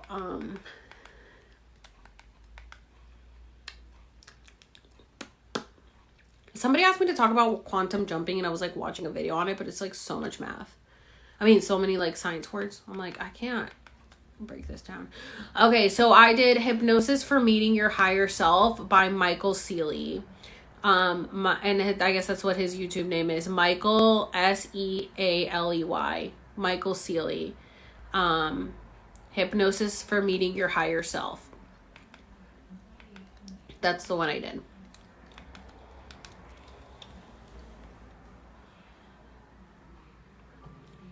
There are two types of lizard or reptilian kinds of beings. Ooh, there's so many good shows on Gaia I have to watch. Like, I always want to come on here and talk to you guys, but then I'm like, oh, there's so much I want to watch, so I could like tell them. do you think we were in this timeline before? So I don't think we haven't been in this timeline because we're in the awakening timeline. So no. But we have essentially, we definitely did repeat history. Because it's not like a full circle cycle, it's a spiral. So like every time we get further and further down, so we like repeat stuff, but it's to get us one step closer to the end. How do you watch Gaia? It's an app, so you have to pay for the app. Kind of sucks, but they do have a free week trial. Yeah, everybody says that, like, I wish I could talk to you. I'm like, yeah, we would talk forever, no joke. Do I think I visit Ethiopia? A lot of people from Ethiopia have told me I should go visit Ethiopia, so maybe. I did apply for my passport in March, so hopefully I get it and I can start traveling and seeing you guys. That would be so cool. They found frozen pods of... Oh, dude, I forgot to film that video. I filmed, I saw a video on YouTube of, they found like a disc, an alien disc in Antarctica. Well, because apparently part of like, was it part of the Looking Glass or something? There was something important, like a Sanskrit or something that has been hidden in certain parts of the world, and the North and South Pole are one of them, and that it leads to life in the center of the earth, which is what I've always said. So apparently the North and South Pole, like, there's alien life living in the center of the world, the globe, whatever. And obviously our government knows about that, which is why you can't get near those parts.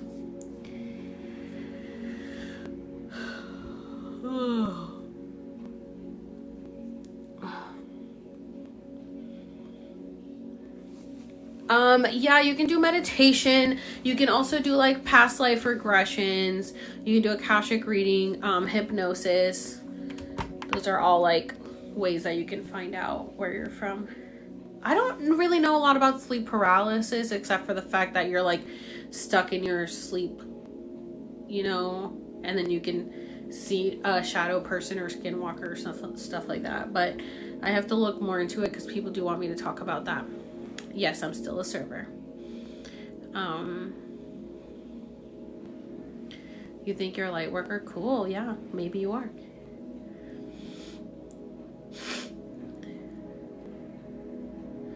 Oh, what up, Destiny? I've had 2 sleep paralysis figures. Dude, I've like heard stories about sleep paralysis and it freaks me out. And like, I think that I got sleep paralysis like once and I couldn't like wake myself up. And then also I think that I've seen a shadow person in my window when I was a kid. Like I remember seeing a shadow person come up to my window and I just started praying and it went away. And so it was really scary because I think they had like the top hat on or whatever. So I don't know if they were like trying to take me away. Are demons real? I think like bad negative energy and entities are real for sure, which are essentially the same thing.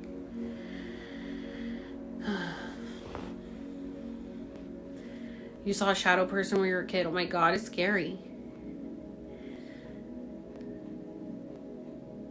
I live in California. Oh my god, hat and all. That's so crazy, dude. I remember telling my mom about it. I told my mom, I was like, I saw somebody in the window with a hat on, and she was like freaking out. And it's weird because my room was like the furthest away. So like here's the house, and then like let's say my room is here. We had a fence here, and then on this side there was no fence. So like if somebody wanted to get to my window, this is the front of house, they would have to walk here, walk all the way around the house, and then walk to my window at the very other end of the thing. So I was like, what the fuck is a person doing at my window right here? They had to walk through the entire house to get there. So I used to see shadow people in my old apartment, and my boyfriend got, oh my god, he got scratched. Dude, my aunt, she would wake up with scratches all over her body, and she said that demons were like trying to take her. I would feel their presence standing behind me when I was alone. Oh my god, that's so crazy. My mom sees people's auras. And your daughter sees spirits. Oh my gosh, cool. Viewers when it was out 222? Yes. One day, me and my daughter saw a can of Coke move on a table. Can't explain it till this day. Oh my gosh. You guys, I have gotten tagged in so many videos about, like, past life and parallel, people shifting, like, realities and parallel dimensions. It's so crazy. Like, people think, like, I just watched a video of someone that, like, thinks she died in a car accident a few years ago. But, like, you know, obviously, it's like she restarted the game kind of thing. And then that it happened to her the other day again. Well, I think that could have happened to me too. When I was a kid, like, I don't know, early teens maybe, I was in the car with like my mom, my sister, and my cousins, and we were going down this really, really, really busy road. There was like a 3-lane road, like rush hour type, like, but like not rush hour to the point where we were in traffic, just like everyone was going. And something happened that like our car like did a full 180 on the road. Like we spun out of control in the middle of the fucking road, of like this busy fucking road, and it spun out of control. And I remember just like shutting and being like, fuck, like we're dead. Like we're dead because there's all these cars coming our way. And no joke, we landed and we stopped like this way and cars were coming this way. We stopped in the middle of the fucking road and we look and every single car had just stopped, like a dead stop in a line. And our car was just there, like blocking all the lanes. But somehow we didn't get hit. And we like went over to the side and we were all just like in shock. And we're like, what the fuck just happened? And I'm like, what if like I died in that reality? Because that's what people say. Like, I don't know. Like they don't feel the crash or anything. Well, some people do feel the crash, but you not feel the crash. And then it's like, how did this happen? Like, how did these cars just stop when they were like all going at different times and directions? So that was the craziest experience. I remember that.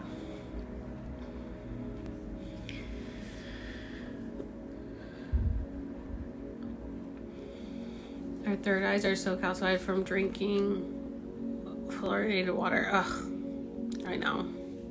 Dude, the water in California is so bad. It's so bad. Like, I moved from Florida and my teeth were like super white. Look at this. What the fuck is this? This is disgusting. I need to whiten them. My teeth were so white. The water in California is fucking disgusting and it's turning my teeth yellow. Look at that. That's so gross. The water in California is so dirty. I tested it and had 17 violations versus my one in Florida was 3. It was super clean water and I always had white teeth. So annoying. A whitening tech. I'm scared it's gonna hurt my teeth. I did get a whitening thing though, so I gotta try it. Do I have kids? No. And do I plan on having kids? No. I've never wanted kids. There was never a day in my life where I thought about having a child, even as a kid.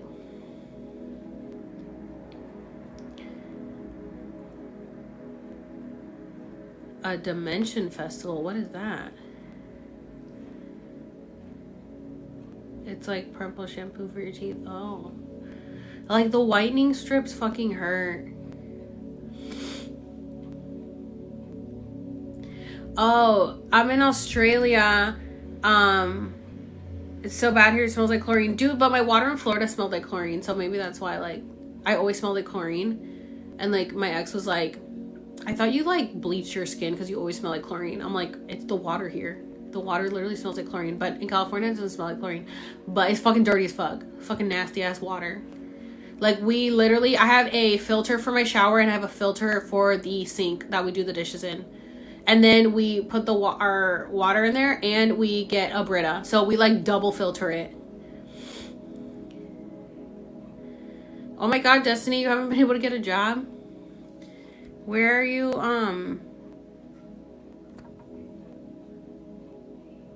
where are you applying to? I woke up a few months ago after having a baby. Now I'm freaking out. Oh my gosh. Don't worry, your baby will help you wake up too. These pandemic babies are born awake.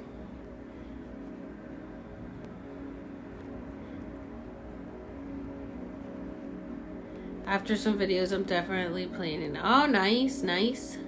Strip clubs are hiring. Florida here does smell like chlorine. Yeah, I always smelled like chlorine. I see shadow people when I look directly at them. They're gone. Why do I see this? Oh my gosh, I don't know. How do you open your third eye? I have a video coming on it because I've already said it like 2 times on here. It's like such a long process. But just like connect to your inner self. That's the gist. Yep, all babies are born awake. We just don't listen to them. Yep, 100%. I feel the difference here when I lived in California to Arizona. Yeah, the water's fucking gross here. My zodiac, I'm a Taurus. But I'm like half Gemini. Because I'm May 20th and my chart has Gemini. I'm a Taurus sun, rising, and Venus. I'm a Pisces moon and a Mercury, Mars, Gemini. Sun, rising. Is it Venus?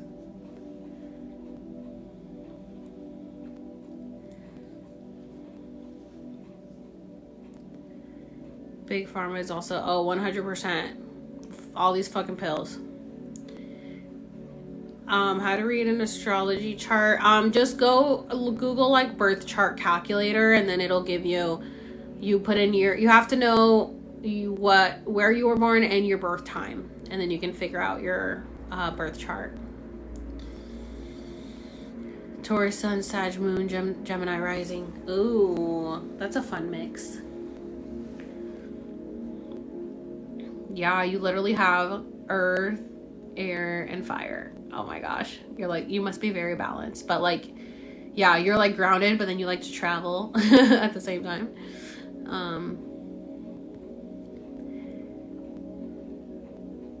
How can we keep our kids awake?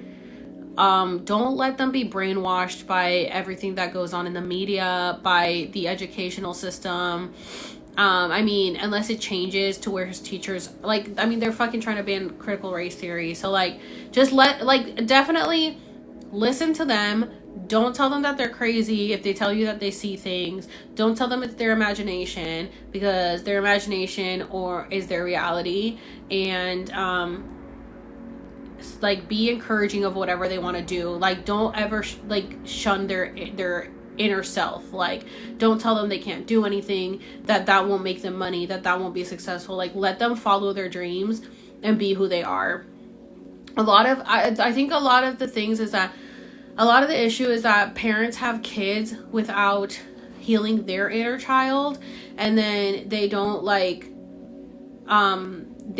their kid be themselves, because they see their kid as an extension of them, and so they want their kid to be what they want them to be. I want my kid to play baseball, so I'm gonna put them in baseball, and it's the kid's I want to do ballet. You know what I'm saying?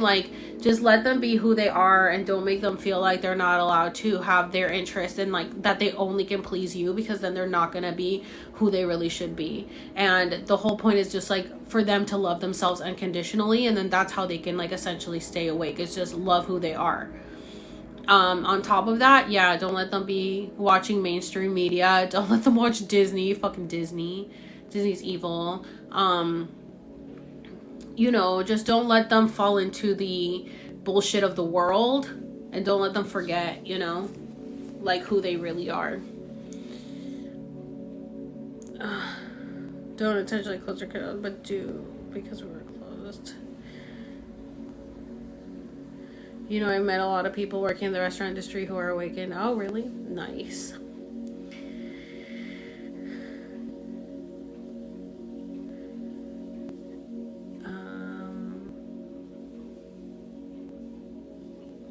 I had some people come on the other day on the live and talked a little bit. But I just don't want to take up too much time talking to people, just because when I was live the other day and people came on, it was just kind of went on kind of long, so I don't want people to get tired of it. If I start taking calls in, you guys got to keep it short, because I just don't want to be on too long with a certain person, especially because I was getting more people that wanted to talk, and then I wasn't able to talk to them because I talked too long for that person.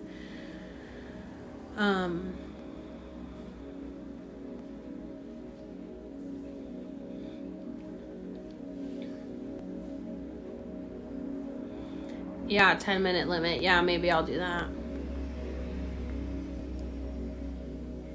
Do I have any pictures of reptilians? I mean, not like personally, but there's a lot on like on the internet.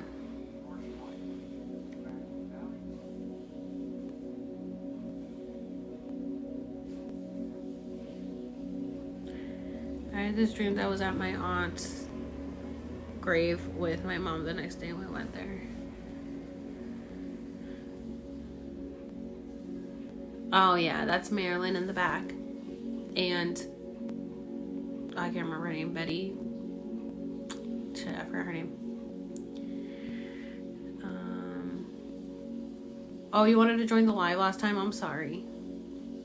Do I know about the 13 families? Is it like the Rockefellers and Rothschild? Pizzagate. I got in trouble on Instagram and told that my account was going to be taken down for talking about it. But it's true. And if you guys listen to Justin Bieber's Yummy, that's essentially what it's about. If you guys like really pay attention to the music industry, they tell you a lot. They tell you a lot about what's going on. Well, obviously, just like all the media, they all tell you a lot.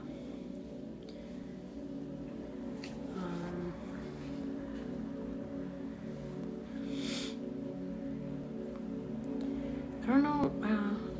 I don't like one other. Okay. My cousin, I had an email at the wrong time and date.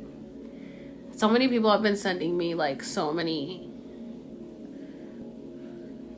Oh, what's up? Al Music Freak.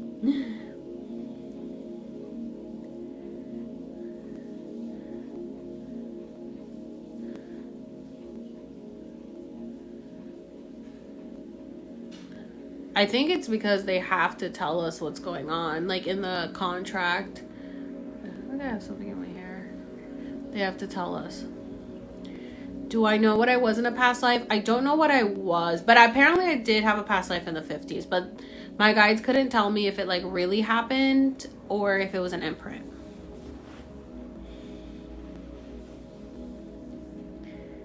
They can't control the masses without telling them they're being controlled.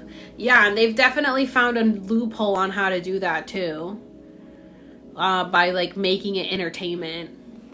Oh, hi from New Zealand. Oh my gosh, I have a friend in New Zealand, a TikTok friend. Well, I guess she's Australian, but also she lived in New Zealand.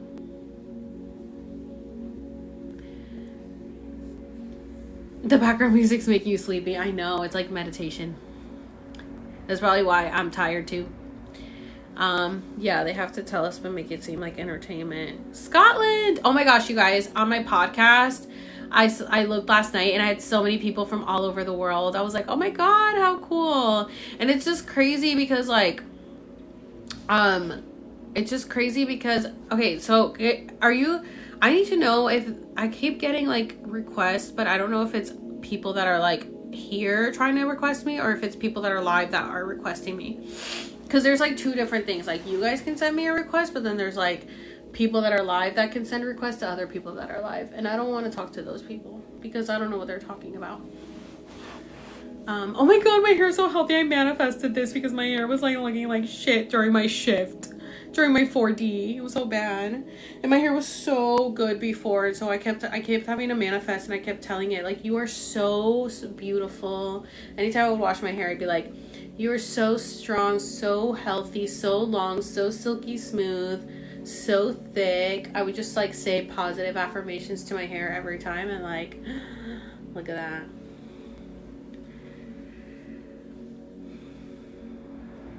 So if we try to wake people up but they refuse, what do? You pretty much just have to accept it because that means that their soul chose to stay asleep for now.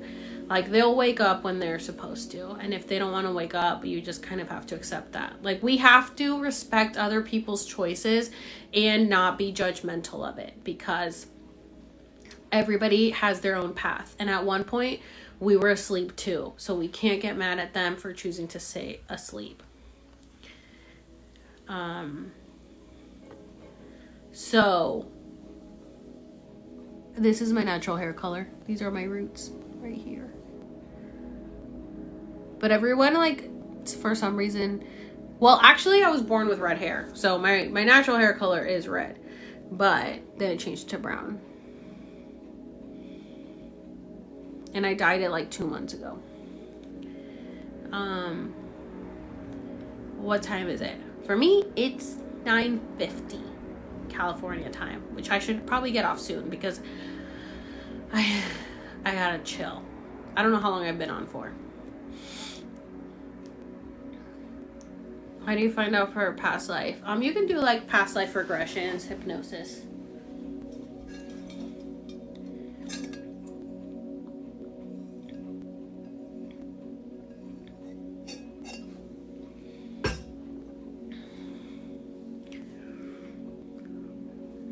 Yeah, we can all remember how difficult it was to process. Accept it and just be kind. Yeah, pretty much. You just have to respect other people. Like my sister, like doesn't like to talk about it, but obviously she knows like shit's going down kind of thing. But she told me the other day, she was like, I want to enjoy my life with you right now because it's not gonna last. This life isn't gonna last forever. And like pretty much she's like, I want to enjoy my life with you. So if we could stop talking about what's going to happen later, that'd be great because I really want to enjoy my life with you right now. And I'm like, okay, I got it. So I just don't talk about that stuff with her. You still have me with the whole calendar situation. It's so funny that I blew up because of calendars because I'm obsessed with calendars. And if you were on my live last time, you heard this, but I have a calendar right there. But I also have my, I as you can see, I have my calendar and I write in it every day. So I write what happens in it every day. And I actually have all of my calendars since 2007. It's something I've been doing since I was like 12, but I don't have them all the way back then. But I have them since 2007, and I can tell you what happened every day of my life since 2007 because I have written it all down. Yeah. So I need to make a video about that. But it's like, yeah, I would have gone viral over a calendar. Ignorant bliss. It's hard, but we have to accept that others make their own choices. Yeah. And some people just want to stay ignorant. It's just easier for them. Do I believe the earth is flat? I don't know. I don't believe that it's a globe and floating in our outer space, but I also don't think it's completely flat. It could just be a mix of both. It could be like a snow globe. What makes you feel connected with Marilyn? Dude, well, apparently, according to my guides, I had a past life in the 50s. I've always been obsessed with the 50s. My room in like high school was like decorated like a 50s diner. I love Maryland. I love the 50s style, 50s like appliances. I just love the 50s. My screen name used to be The Rockin' 50s. Like if you guys go on my YouTube and then you go through the link thing, it'll say The Rockin' 50s is my YouTube name, but it's Alex Serves. But that's literally what my link is. Am I getting through? I mean, I can see your messages. Have you ever had a recurring dream? Yeah, so I used to have a recurring dream when I was a kid that I died.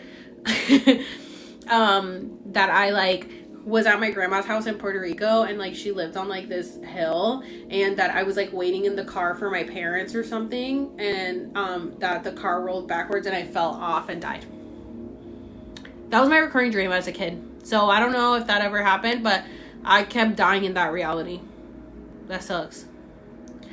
Any details from past life? No. They just said that I had a past life in the 50s, but that they couldn't tell me if I actually lived it or if it was an imprinted life. But apparently in my life in the 50s, I wasn't able to speak up, which is why I'm big on speaking up in this lifetime. Because I don't know. So like, I don't know if I actually was like, you know, Marilyn or her thoughts were imprinted in my head.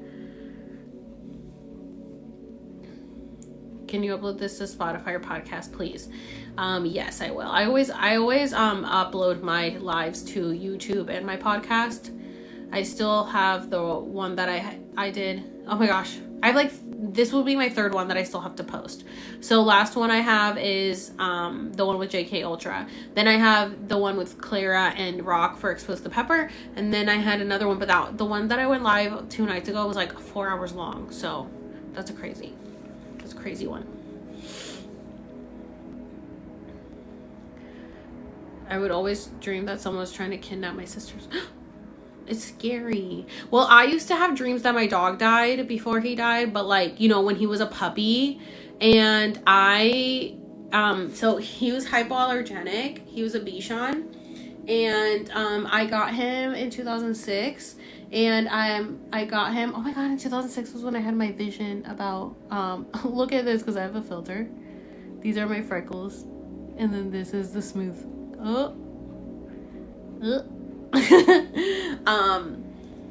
In 2006 when I got my vision about the beginning of the end with President Bush, which I still haven't uploaded that video. So this is Oliver, and I got him in 2006, and my dad is allergic to dogs, so I got a hypoallergenic dog, and 4 years after I got him, I became allergic to dogs. And even though he's hypoallergenic, I used to break out in hives so bad. Sneezing, runny nose, hives everywhere, even though he was hypoallergenic, because I was allergic to like his saliva. So if he licked himself, it would get on him, and then it would get on the hair, and then I would touch him and I'd break out in hives. So it was literally the worst thing ever to be allergic to my own fucking dog. But I think that God knew that was gonna happen, because he only slept with me for like the first week, and then after that he always slept in my parents' bed, and I was like, you little bitch, they didn't even want you. My mom didn't even like you when you came home because you were stinky. You smell like poop. But then she loved him. They all fell in love with him. Nobody wanted him, and then everybody fell in love with him. And he ended up just like throughout the night he would sleep with my parents, and then he would like make his rounds and like go in my room for a little bit, go in my sister's room, and then he would just like go all around the house sleeping with all of us. But then 4 years after I got him, I was at my friend's house, and he had pit bulls, and I was like, hi, like playing with them, and all of a sudden my legs broke out in hives, and I was like, what's going on? So I became allergic to dogs, and so I could barely be like near him. Really, and it sucked because since he was my dog, I was still financially responsible for him, so I paid for literally everything for him, all of the vet bills, the food, the grooming, literally everything, and couldn't even enjoy him. I was paying child support on this little fucker, child support, and I couldn't even enjoy him. So that was really annoying. And but he was my baby, so I still did it. And then when I moved out of my parents' house, he ended up just staying at my parents' house, even though he was still my dog. But it's like I physically couldn't have him with me because of my allergies, and my parents worked from home. So, and then he ended up passing away last year. Cuties. Do you think recurring dreams are memories? Maybe. Or our own past. I don't know. I mean, they say dreams are like entering alternate realities, so I guess they're parallel dimensions.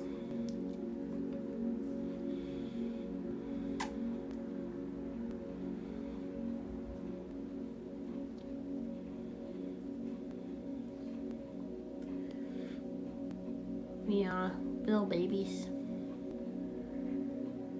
My baby turned into her baby too. Yeah.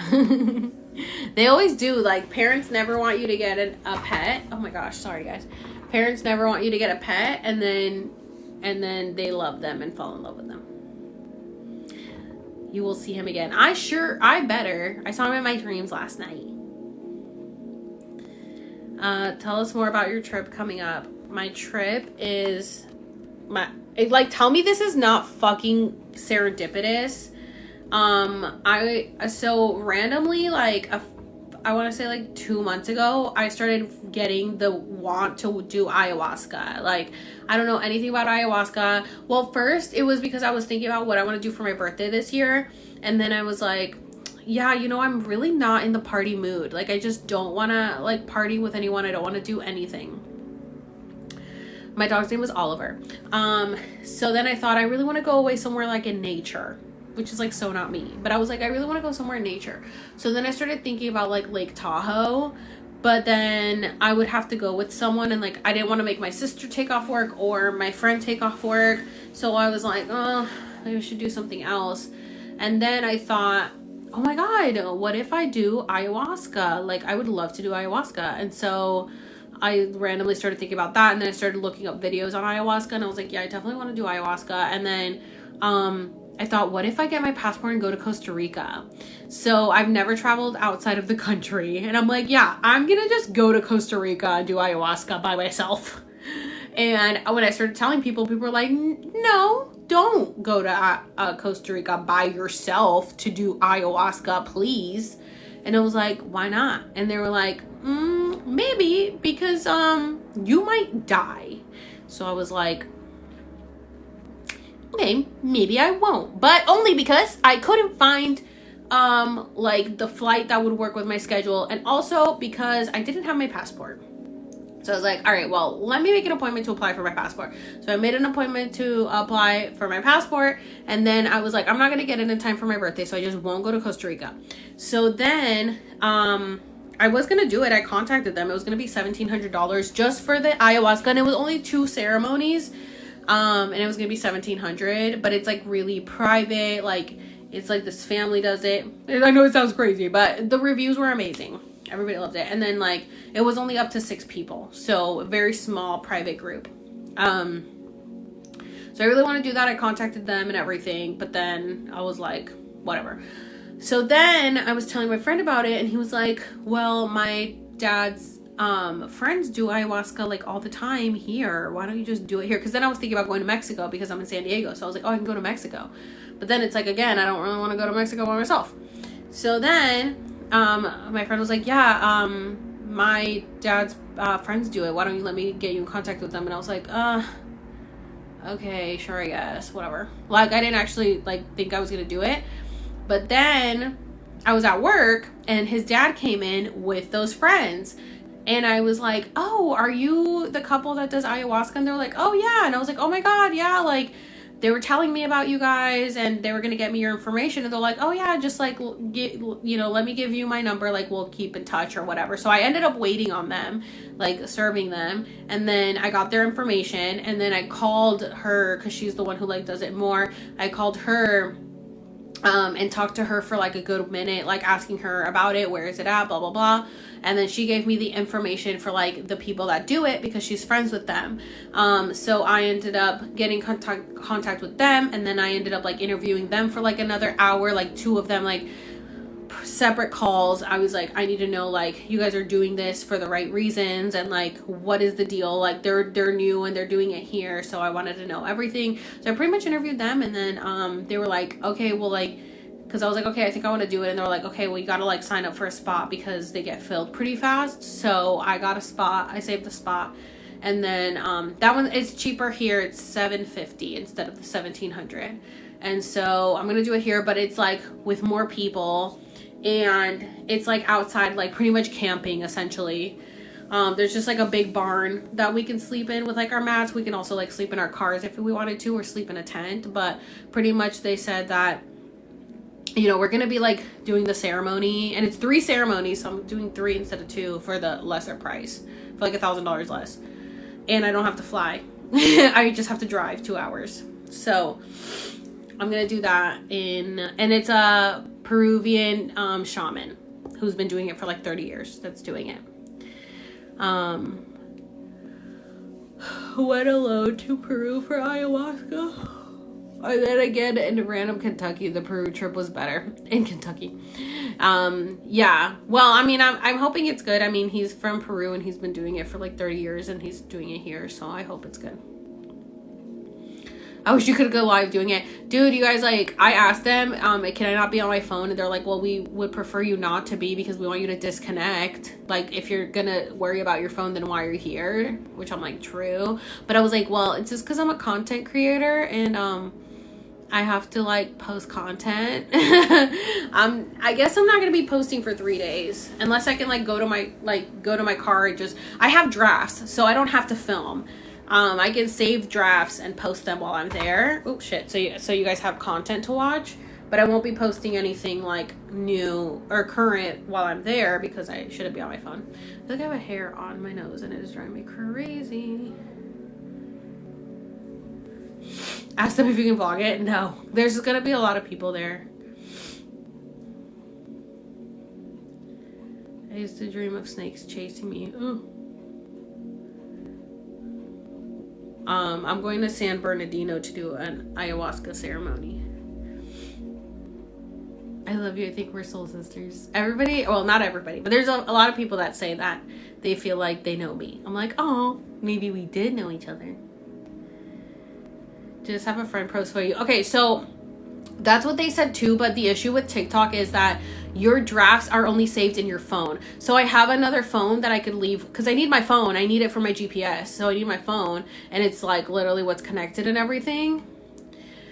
I mean, the other thing I could do is use my other phone and leave this one with my sister and have her post for me, because then I could just use the other one. Because the thing with TikTok is your drafts save to your phone. So like if I take my other phone, I have no drafts in that one. It's like it doesn't save in the app. It saves in the phone, the current phone that you're using. It's super weird. So like if you get a new phone and you have drafts in your TikTok drafts, they won't transfer over when you download the app to the new phone. It's just like if you delete the app, you lose all of your drafts. It's so fucked up. So the only thing I could do is go back to activating my other phone. Just putting the card in there or whatever, the SIM card, and using that phone, and then leaving this one with my sister and telling her to post. But I don't know. I don't know if I want to make her do that. So I might just not post for 3 days while I'm there. Ayahuasca is a plant medicine. They call it mother. So I don't know if you guys have heard, there's a theory that God had a wife called Mother, and it was like came from like the trees and plants and stuff. It was like Mother Earth essentially. So ayahuasca is called Mother, and when you drink it, like she just helps you with your awakening process pretty much, and it just heals a lot of trauma. It's healing. It helps you wake up more, open your third eye more.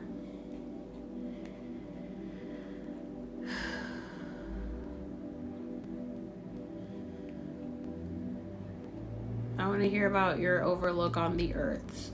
On the earth what? I need this ceremony. Yeah, definitely don't do it until you're ready to do it. Like, do it to connect to your higher self and be prepared. You're going to see some shit you might not want to see, and you throw up a lot. So I have to go vegetarian for the week before, and I have to go vegan for 2 or 3 days before my ceremony. I also can't eat red meat, and I can't eat, so like I don't essentially have to go vegetarian. I have to cut out, I can't eat red meat, I can't eat rice, and I can't eat pasta for a week before. And I can eat chicken and fish. And then I have to go vegan for like 3 days before, and I'm like, damn, that sucks. Like, I'm not even gonna be able to celebrate my birthday with a good steak. I have to go vegan. Which, like, I don't know what I'm gonna do. I'm like so stressed out. No joke, that is the most stressful part for me, is figuring out what I'm gonna eat. Because I'm like super excited about everything else, but that's the only part that I'm stressed out about, is what I'm gonna eat. Because like, I don't know what to do. What am I gonna eat? I eat literally rice and pasta every day. I don't know what I'm gonna eat. Except for like salad. So that's gonna suck.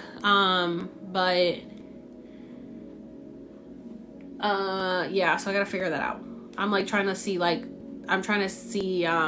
vegan recipes, but I can't eat pasta and I can't eat rice. And I can't eat rice because they say it feels like shards of glass coming up when you throw up, and you definitely throw up on ayahuasca because you're essentially poisoning your body, because it's like stuff that you've never put in your body before. It's like the first time you do mushrooms and stuff.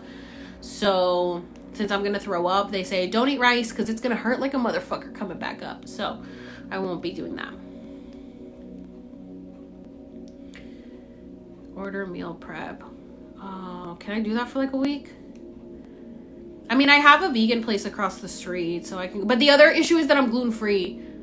That's the problem. Like, I can find a bunch of vegan stuff, but I can't find vegan and gluten-free stuff.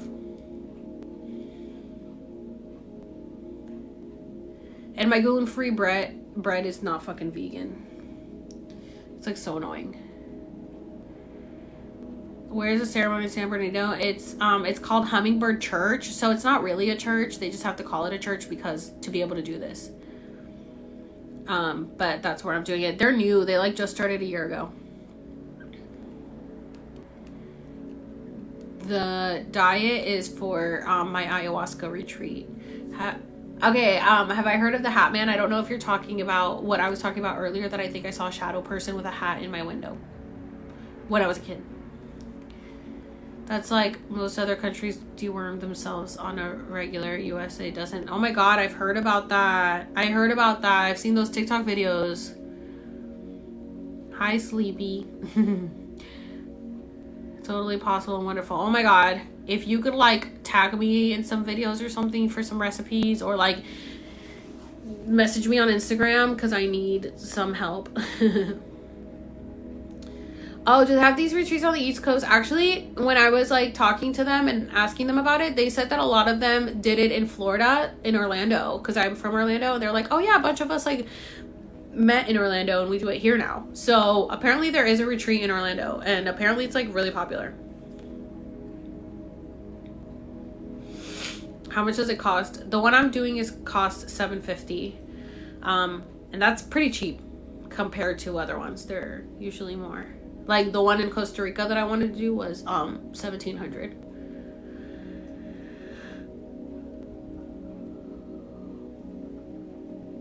How many times have I done mushrooms? I've done mushrooms a few times, but I've only tripped. I mean, I guess I technically trip every time, but trip like to me is like hallucinating or astral projecting. I only hallucinated twice, and that was just seeing things in like 3D forms and then seeing the circus and clowns. And then the third time was astral projection. Besides that, it was like just me really putting pieces together, overthinking. One time I was like talking to my sister and I saw her turn into like Egyptian goddess, like Cleopatra. So I was like, oh my god, you look so beautiful, because I like saw her in that way. And then now that I know that she's like my soul sister, essentially, like she's in my soul family, and if we've done this before, like maybe we lived together in Egyptian times. A bad trip. What I consider a bad trip is me like not tripping. I get so mad. Like I've done mushrooms and like not gotten high at all and not tripped, and I get really mad because my tolerance is really high, even though I like never do anything. But like it makes sense now, you know. Maybe my tolerance is high because I've been here, my soul has been here for so long, it's done this so many times that I just don't get high, you know. Like I ate an edible before this live and I'm sober. It's just my eyes are red, so it literally doesn't do anything, and I'm just tired. It just made me tired. Yeah, I would have had to eat more, but at this point it's 10. I'm not going to eat anything again. My pronouns are she, her. How much do I need? I don't know. Like the edible I just ate, it wasn't anything. It was literally like 17 milligrams, I think. Is it milligrams? So I usually eat like 1.5 to get like a good buzz. So I would need more than that. Ugh. And then with mushrooms, I usually eat 1/8. So I guess I would need more than 1/8.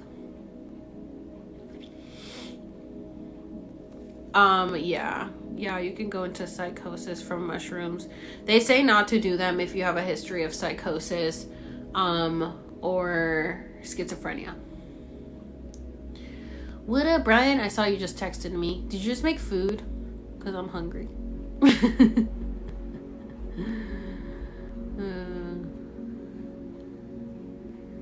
I see a picture of food and I want to know what it is. What did you make? I want to know what it is. What did you make?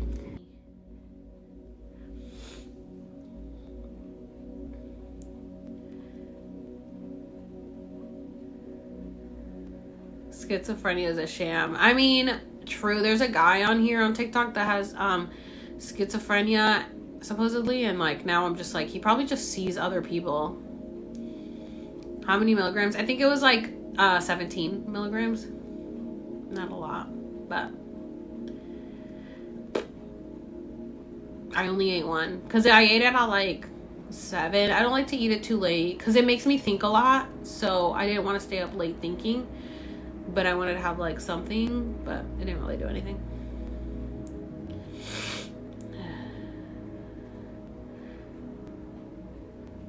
At first, I hadn't had the patience to watch your full videos, but I'm obsessed now. I know, I think about that all the time. Like, my videos are so long, and I'm like, who really sits here and watches these long ass videos? And I always feel like that. I'm like, I don't have the patience to watch this person's videos. But then there was like certain people that I would check on every day to watch their videos, and I literally just like binge watched all their videos from the very beginning, and I was just like obsessed with their story, and I was like, what happens next, what happens next, what happens next? And then I got caught up, and then I was like, man, now I gotta wait. I would get like so annoyed because they'd be like, yeah, I don't post on the weekends because of my kids, and I'm like, I want to know what you're doing, I want to know your life. And actually I haven't checked up on them in a while because I'm like, I think it was like, I was trying to think of the people that I like actively look up. I haven't looked them up in a while. Probably because I'm like so busy posting on here.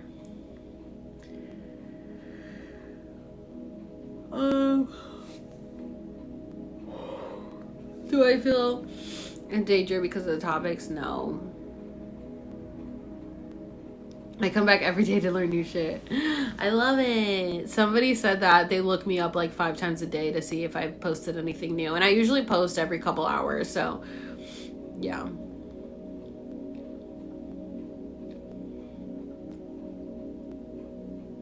Do I daydream?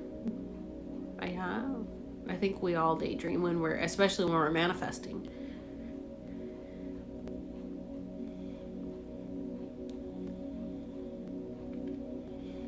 Man, I always glitch.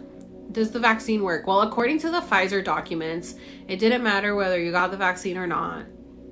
It wasn't going to make a difference. So that's what the Pfizer documents say. Do I meditate? Yeah. I usually do it right before sleeping.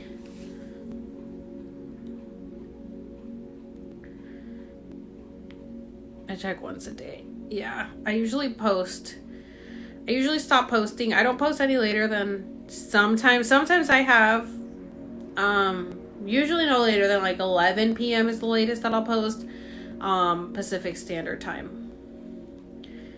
And then I usually start posting sometimes I've posted at 6 a.m. Pacific Standard Time, but usually if I work, the earliest I'll post is 9 a.m., 10 a.m. From 9 to 11 will be my first morning post, Pacific Standard Time. Sometimes I'll do one earlier and then up to 11 p.m. Yeah, I am exhausted. I need to get off here and go to sleep. I was so tired this morning. My back is killing me. I told you guys, anytime I like eat an edible, my back hurts so bad. It just intensifies my back pain for some reason. Well, I look so cute. Thank you. According to my readings, I am from Sirius. I'm a Sirius starseed. Sirius B.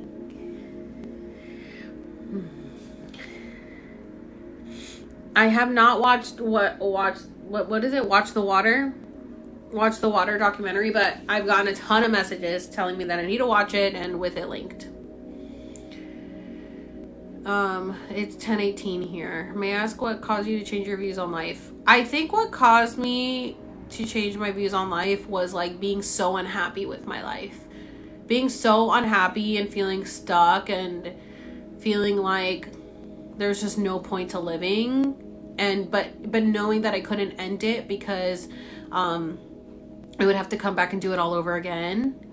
I hated living. I hated everything about it. Like, I hated having to get up and go to work. I hated like just the monotony of it. And like I got to my lowest point in 2019, and then that's when like I guess my 5D self started to wake myself up, because it was like, okay, you're like in a really low point. Yeah, my sister used to say like, I think you're depressed, and I was like, I'm not depressed. And she was like, well, I think you are, because like the things you say, like you just hate life. I think you're depressed. And I was like, whatever. And then I couldn't afford therapy because she was like, I think you should see a therapist. And I was like, no. But I've always like healed myself essentially through like, I just use the resources I have because I didn't have money to like go to a therapist. So like when I was with a narcissist and we broke up, and I was like trying to get over that abusive relationship because it was on and off for 6 years, I essentially healed myself through finding YouTube videos explaining what a narcissist was. And like, this was in 2016, so the word narcissist was not known. Like, nobody was talking about being a narcissist. And so when I found out, I was just going through, I don't even know how I found it. Again, I'm telling you, these things are just brought to me. Like, my higher self, God, brings these things to me. So I came across this video about narcissism, and I started watching it, and I was like, oh my God, this is my life. Like, this is what I was just going through, like with the gaslighting, the love bombing and everything. And so that's when I started to research what a narcissist was. And that's when I started to heal myself, because I was like, oh, this isn't my fault. I was manipulated. I was psychologically fucked with. Like, I can overcome this. And I started just constantly diving into researching about narcissism and how to heal from narcissism. And I healed myself out of that. And because of doing all that work, like, people just like don't use the resources that you have. Like, there's so much resources that you can use to really help yourself overcome things. And so that's what I started doing. I started doing reading things. I started like watching a lot of videos and listening to a lot of stuff until I finally moved on from that narcissistic relationship. And it took me a while. We broke up in officially April 24th on my mom's birthday of 2016, because he had been cheating on me already for like ever. And then we finally broke up, and then like, I literally had to make myself like a calendar crossing off every day that I had no contact. I went 100% no contact, deleted from everything, no contact for like 30 days. I made a list of like why we shouldn't be together, like all the negative stuff. We're together for 6 years, and it was like really bad. And then I had to like detach myself from like the Stockholm syndrome that I had. And then in like June or July, he came back around, because he like saw that I was completely done, because I had completely done no contact or whatever. And he came back around, but he was like with the girl he cheated on me with. But then he was like, no, but I love you and blah blah blah bullshit. And I'm like, you literally have he essentially came to the bar next to my job. He would like hang out around my job and stuff. So he kind of like pulled me back in for a few months. And he was going back and forth between me and the girl he cheated on me with. And that went on until like August. So it was like a month or two that he like pulled me back in for a little bit. And then I was working at Halloween Horror Nights, and I was like, oh, do you want to come with me? Like, I have a free ticket for like the preview night, for employee preview night. And he said yes. And so he was going to come with me. And then like literally the day of, he was like, yeah, I'm not going to be able to. I just can't do this to Kelsey. And Kelsey and I are friends now. Crazy story. But he's like, I can't do this to Kelsey. And I was like, fuck you. Like, literally just never fucking talk to me again. Like, I'm so dumb for even talking to you again. And after that, it was the last time I ever talked to him. So that was in like August of 2016. After he like pulled me in for the last time, and I was like, I'm done.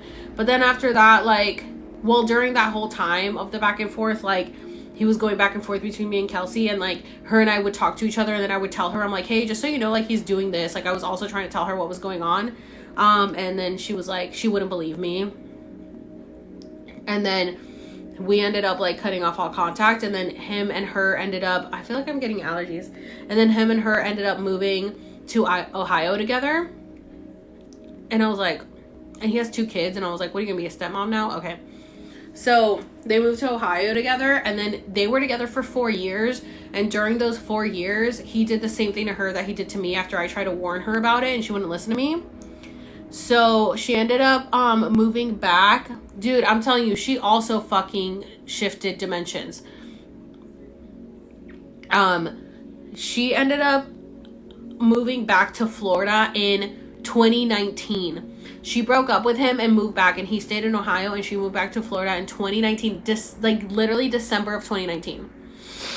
She moved back to 2019, and like pretty much reached out to me and apologized to me for never listening to me. And I accepted her apology, and we got together and hung out and went out one night. So we're fine now, and we're like friends now, and we like talk and stuff all the time. And this is how much her reality shifted. She moved back, and then one of her friends who she'd known for 10 years professed his love to her and was like, I've loved you for like so long, like I want to be with you. And so they got together and they just got married and they have a house together, literally like that. Like, so they got together at the end of 2019, like January 2020. Now they're married and have a house together. And I'm like, I'm so proud of you. I was like, you overcame that. Like, and now we're friends. And so she's like, thank you so much. So I also like was able to help other friends leave their narcissistic, you know, people. And they have told me like, dude, if it wasn't for you, I would have stayed in that relationship. So I feel like I had to go through all this stuff to like do the research, find the stuff out, heal myself, and then be able to help others overcome and leave those relationships as well. And that's essentially what my my guides said about Sirian starseeds. They're like showers. So the example is that, you know, if there's a field of whatever, like a field of grass or whatever in front of me, like I'll take the knife and like cut down everything, then like pave the way for everybody else to follow me, so like they don't have to work as hard. Like I'm going through and doing everything for them and then just like helping them along the way. So I'm like, yeah, that sounds like me for sure. I just keep going through all of the hustle and the bustle and the drama and the trauma to help everyone else come out and just like, I'm gonna just follow me. I already did this, just follow along. So that's literally what I'm doing right now.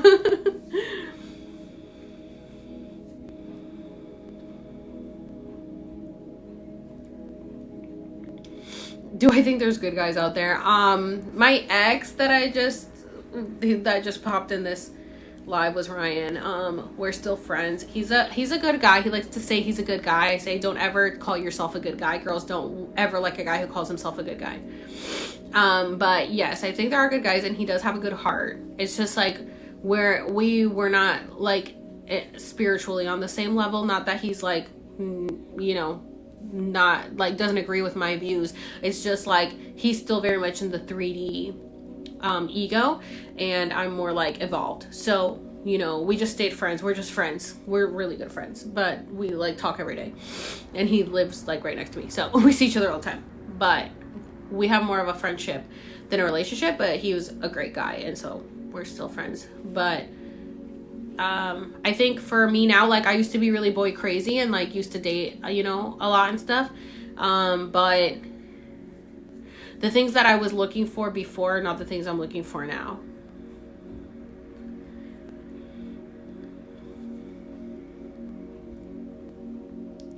You speak to me cryptically sometimes in ways you don't even notice, maybe.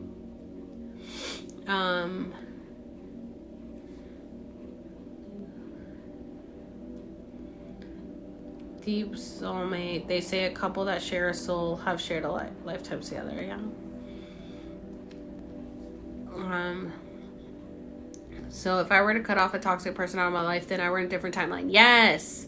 Once you cut off a toxic person from your life, you are choosing a new timeline. And if like if I would have stayed in those relationships, I would have chosen to stay in a destructive timeline, and like I wouldn't be where I am now because I was in very much low vibrations. So now choosing to leave that helped me get to where I am today. Yeah, waking up is something that just happens. I mean, you can start to try the wake up process by like deprogramming, unlearn everything you've learned. Pretty much, you've got to unlearn all the lies they've told you. But that's the first step, is like deprogram. And then you also want to like heal your inner child, connect to your higher self by healing your inner child, meditating, praying, go back to your roots, like, you know, go back to an activity that you love doing that you were told it wouldn't make you any money and that it was stupid and you should stop doing it. Get out of the victim mindset, you know, start healing yourself. Don't hold on to resentment. Let it go. LA, hey, I'm in San Diego. What if you're in love, but you know it's not meant to be? If you know it's not meant to be, leave. And listen, I stayed very long in a relationship, very long, from 2005 to 2009, 4 years, and then 2010 to 2016, 6 years. I wasted in my 20s, and I wouldn't say I wasted, but my entire 20s in toxic relationships, 100%. And I guess it's not that it's like, it's not wasting because I learned lessons that my entire 20s in toxic relationships, 100%. And I guess it's not that it's like, it's not wasting because I learned lessons that I need.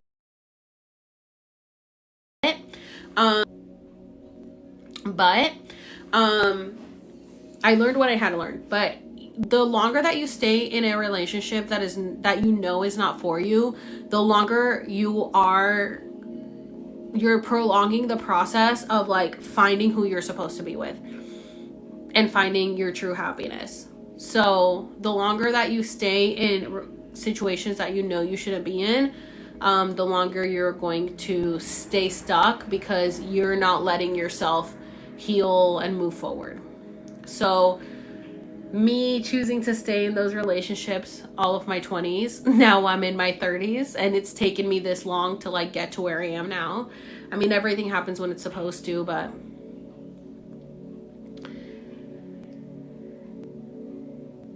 what if the relationship is right one, but I don't like it? Well, I think if you don't like it, then it's probably not the right one, because you would like it if it was.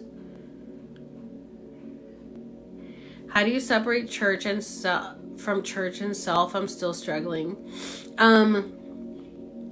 Yeah, my mom was very religious and into church and the Bible and stuff. I pretty much just had to move literally across the country from Florida to California, and like I said, deprogram, and I had to create the distance between myself and her and that life, which like it helped with 2020 with COVID because we couldn't go to church, but I just had to like do things for myself and not to make others happy, and work on my relationship with myself, my relationship with God, and connect more instead of worrying about the rules. And I started doing my own research on the history of religion, even though I knew a lot of stuff with like Constantine changing the Sabbath from Saturday to Sunday, but like started researching more. Like I really was trying to find more versions of the original Bible. What did it say? I started searching when did things get changed, what books were added, what books were taken out. Once I started really researching it instead of just believing what I was told, that's pretty much how I started to separate it, because it's like I just can't even see myself going to church again, to be honest. And I went to church every single Saturday of my entire life because I was Seventh-day Adventist. So since I was 2 years old until COVID, I was every single Saturday in church. And now I can't see myself going to church because it's just not the vibes anymore, man. Like, it's just not what I want to do. It's just very much like, yeah, when I awakened, I heard there are no rules. Exactly. The rules keep you in a box, keep you confined, separates people. It's just not good. Oh my gosh, from a religious cult. Yeah, mine pretty much felt like a cult. And the thing is that it felt like a cult, like at church and inside my house, because my mom was like so into it. And I remember telling my friend about it. She was like, my God, it sounds like you grew up in a cult, like in your own home. And I'm like, yeah, because my mom was just, yeah, like that.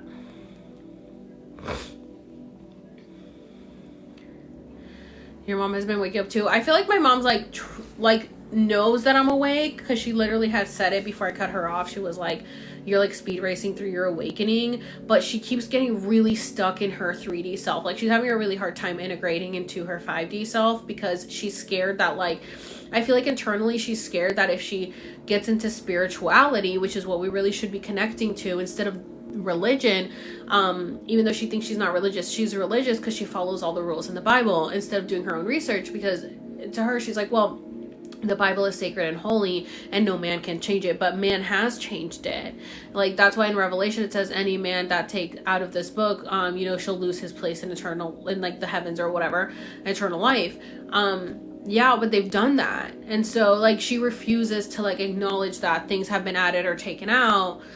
And then she sees like, spirituality as more like woo-woo weirdo stuff kind of thing, and worshiping false idols, when you're not. You're literally just connecting to your higher self, So I think she thinks that, well, she has a different view of God than I do. Like, she sees God and she thinks that there is like a heaven, and like I told her I don't believe everything in the Bible. She got mad at me about that. I told her that I don't think there's going to be a second coming, like she said. She got mad at me about that. I told her I don't think that there's a hell. Like, I just told her everything before I cut her off, pretty much. And she was like, no, yes, we're Puerto Rican. And she's like, no, like, you need to turn back to God. God told me you're lost. She always would say, like, God told me this. I'm like, shut up. Like, she thinks she's the only person who can talk to God. I'm like, God talks to me a lot more than he talks to you. And you know what he's telling me? You're lost. You got to get it together, lady. You got to get it together. You're very much involved in this religion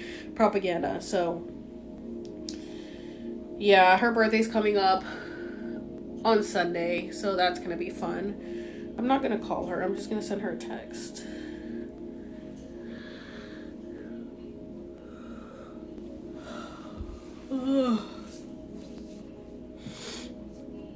Faith, spirituality, and religion are different, exactly. But they just like, it's been so colonized. Religion.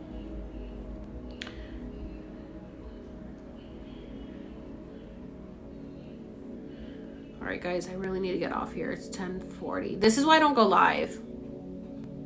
I just spend so much time going live. Well, it's not saying I don't respect her beliefs. It's just like, no, here's the thing. Let me tell you something. She needs to respect my beliefs. Okay. So let's get that, because I can respect her beliefs, but she doesn't respect mine. And I never said I didn't believe in God. So you're clearly not listening. Jessica, pay attention. Put your hearing ears on. Let's listen. Let's listen to the words I'm saying. You can have a relationship with God and not have religion. Okay. People need to learn how to separate the two. Second of all, I'm respectful of what her beliefs are, but she's not respectful of mine. If I tell her, like, hey, I don't believe everything that's in the Bible, she says, you're wrong. No, you're wrong. No, that's not true. You're wrong. Okay, so you just think that you're right. You're the only one that can be right. If I'm respectful of other people's religions and I say, if I was born in a different country, and I was Buddhist or I was Muslim or something, are you going to tell me I'm going to go to hell? Okay. And then it's like, well, yeah, pretty much that's what she's going to think in her head. So she's not respectful of other people's beliefs. Okay. So people who do not give respect do not earn respect. Let's get that clear. So Jessica, if you want people to respect you, respect them. So saying, oh no, they need to have you need to give them respect. No, respect is earned. Respect is not just given, especially when people do not respect you. So if you're not going to respect my boundaries and you're not going to respect my beliefs, then I'm not going to respect yours. And you know what? I'm not going to be disrespectful of yours. I'm just going to cut you off because I don't need that in my life. If you're not going to respect my belief system and my views and my boundaries, then I'm going to cut you off because I don't have to have a relationship with someone who does not respect me. And that's the problem with a lot of these toxic parents. They think that because you're their kid, even though you're a fucking grown-ass adult who literally pays bills and lives across the country and doesn't need anything from them, that you still have to respect everything they say. No, you don't. Well, it's definitely not Florida accent. It's my Puerto Rican accent that starts coming out when I'm pissed off. My sister's always like, your accent changes when you get mad. I'm like, yeah, I know. Because I start, the Hispanic in me starts coming out. My dad used to say that his relationship with God was away from the church, and my dad was very much woke. Yeah. Well, my dad used to say the same thing, but he wasn't very awake. He's also, both of my parents are, need to go to therapy. My parents tried to tell me dinosaurs didn't exist because of the Bible. Dude, I don't think I ever asked my mom that. I only have one video in Spanish. I moved from Puerto Rico when I was 6, and I spoke English to my dad because he grew up in New York, but he spoke Spanish fluently. But he always talked to us in English to help us learn English when we moved to Florida. And then I spoke to my mom in Spanish, but it was Spanglish, and then to my family in Spanish and stuff. It depend on who I was talking to. But now I never talk in Spanish anymore, and I'm like, oh my god, am I gonna forget how to speak it? Plus, I'm Puerto Rican, and Puerto Rican Spanish is so slang. It's not proper Spanish at all. And there's no way that I could do the content that I do in Spanish. Like, I don't know the words for what I'm saying. Like, I don't know. But there are some people who have taken my videos and done a Spanish version of it, so that's good.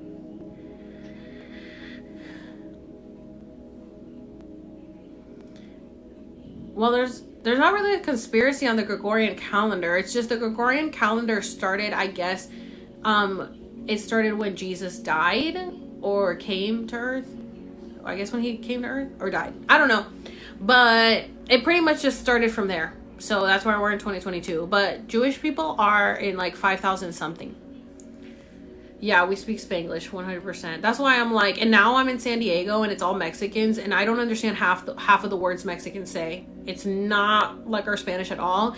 And then when I'm talking to them, I'd say different words for stuff and they're like, huh? And I'm like, I just can't. I just choose not to speak Spanish here because we do not speak the same Spanish.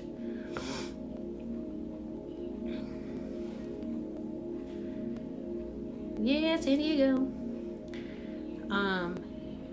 Do I believe the story of Jesus? Yes. And that's like I said, I've told people to watch Zeitgeist, which is free on YouTube, and there's 3 movies. The only thing is that Zeitgeist, what I don't like at the beginning is it pretty much says that Jesus wasn't real. Jesus was a real person. He was just a higher dimensional being that came here to teach humanity how to be higher dimensionals. He pretty much was just trying to ascend people into a higher dimension. And because of him, essentially teaching us that we can be higher frequencies, they crucified him for that. So and then what happened was then, you know, they totally like, you know, wrote the Bible and stuff, and then it got switched over time and turned over time, and it just got turned into like religion fucked it up. And I feel like that's why we're going to the age of Aquarius and we're awakening. It's because we have forgotten like what Jesus was here for, and it was literally to help us ascend. And like humanity's so stupid, they crucified him instead of like, you know, like following his teachings, which was literally what we're learning again now, which is being Christ-like, like all about love, helping thy neighbor, you know. That's literally all he was teaching. He was just literally teaching you how to manifest. He was performing miracles, how to manifest. He was teaching you how to love unconditionally. He was preaching to people about just how there is a God, a higher source, connect to him. You can get through, no one can get through to God but through me. And what was he saying? Connect to yourself. You can reach God through yourself. He literally was just teaching people how to be a higher dimensional being, and people just like didn't get it. Is there a new Jesus to teach the humanity how to ascend? I think it's the people that are woken up that are telling people about this. That's what Jesus coming back is. When they say Jesus will come back, it's literally all of these people that are awake telling everybody else how to wake up as well. That's what Jesus coming back is. Like, I don't think Jesus is gonna come down from heaven again. I think what's happening is that like he is sending his knowledge to us again to remember. And then that's Jesus coming back, is the love of each other, the love of God, being Christ-like, you know, loving humanity, like being one. That's what Jesus coming back is all about. And that's why we're essentially living the end times. And the end times was the end of an eon, the end of an era. So right now we are entering and leaving the age of Pisces, which was the age of Jesus, entering the age of Aquarius, which is the awakening, which is the man with the pitcher of water, which is knowledge. So that's exactly what's happening right now. Selflessness and kindness, yes. No one can reach the Father except through me means you can't reach heaven without Jesus, which Jesus is yourself on the inside.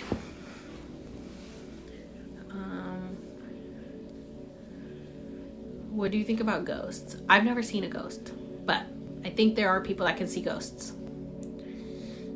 Only now I'm realizing everything that was taught to me. Same. Totally same. It's crazy when you see things like through a different perspective. Do you recommend any YouTuber? Well, I said an account earlier. Let me tell it to you guys again for those of you who missed it. It's Giving Voice to the Wisdom of the Ages. and that it will help through the awakening. Giving voice to the wisdom of the ages has a lot of good content. Sometimes I wish you kids had a little more room to grow. Let's make some room. Compare mortgage rates for a place to see extra space. Compare your way there. Find the smartest financial products for you on Nerdwallet. It's 10:45, so I'm gonna get off at 11 because I've been on here for too long. TikTok doesn't give us enough space to comment. I know.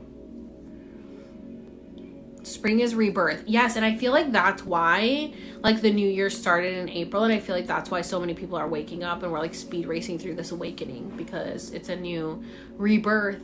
And I feel like I ascended even more on Good Friday and that weekend. My moon rising is Pisces.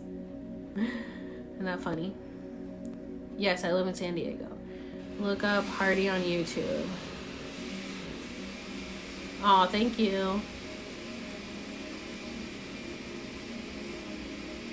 Have I heard of CERN? Yes. And I believe CERN is responsible for the Mandela effect with the Hadron Collider theory. No, I don't. No, Gabriel Fernando. Your videos made me think so much, and I've been watching. Oh my god, I love that. Alma Taurus. Do you think humanity will survive? I think that we will. I think we're on the way of creating the new earth by raising the vibrations. For sure.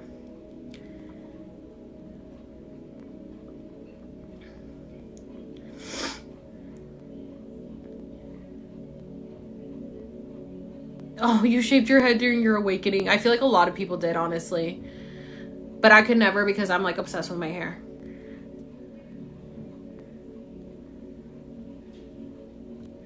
What year did you begin your awakening? I think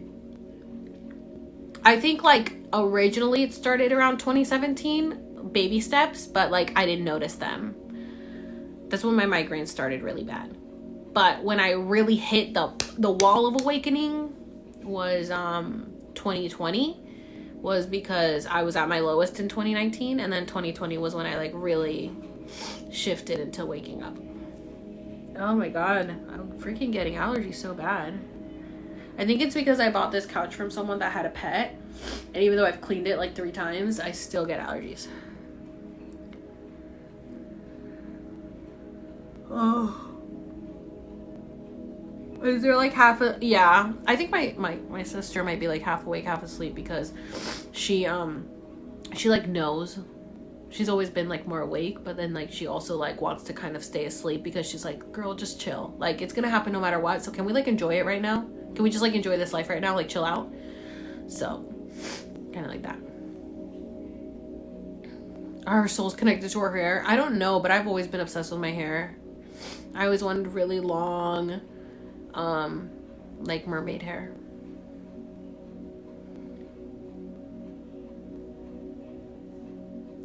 What role do I think the war in Ukraine is playing with our ascension? So, according to the Looking Glass, man, I was planning on filming after this, but I'm not gonna be able to.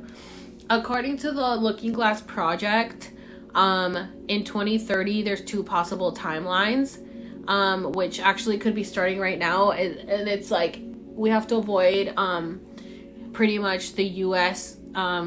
Declaring nuclear war with China and Russia. So that's kind of what's happening right now. So if we do go to nuclear war with China or Russia, that will send us down the bad timeline in 2030, where like pretty much it'll be the planet will be destroyed. But I think that we're all raising our vibrations enough to where we don't have to go down that timeline. Yeah, the end of time prophecies, it's what we're living right now.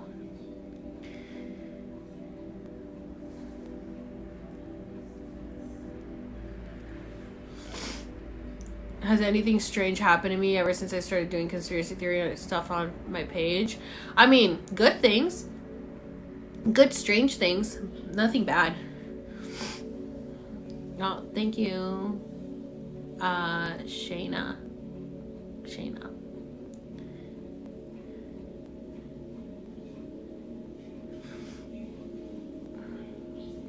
No, I don't know who Gabriel Fernandez is.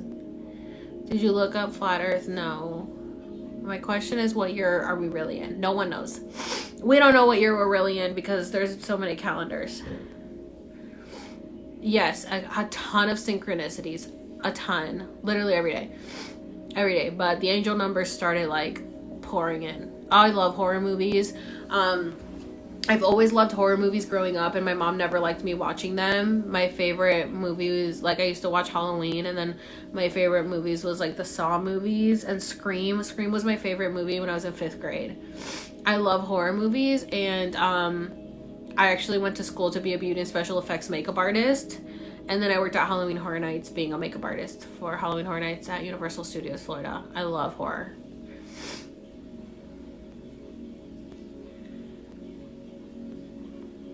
Where do you research stuff? I don't know, man. Like, all this stuff just gets like downloaded to me, like presented to me, and I'm just supposed to research it and talk about it with you guys. But yeah, somebody said Dolores Cannon. Yeah, she knows a lot. What do you think about crypto changing the financial system?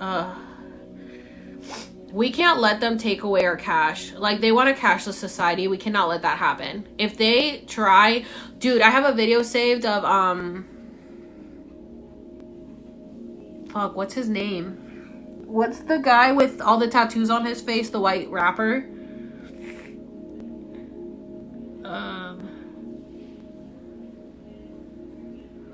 What's the, yeah, no, I'm not having kids. I've never wanted kids. And right now, I don't think it's the best time to have kids until at least Post Malone. Okay, I have a video of Post Malone that I saved. Oh my god, my nose. And he said, fuck, what was it that he said in it? He said when they start, oh shit, I have the video. I have to make a video on it. He said something. He said when they start doing this, you have 3 days to get all your shit and leave. Cause like, you know, they're always more awake. I wish I could somehow play you guys a video, but I don't think that I can. Cause I have the video saved. I have the video saved in here, but I'll have to make a video about it. He said you have 3 days to go to get your shit and go.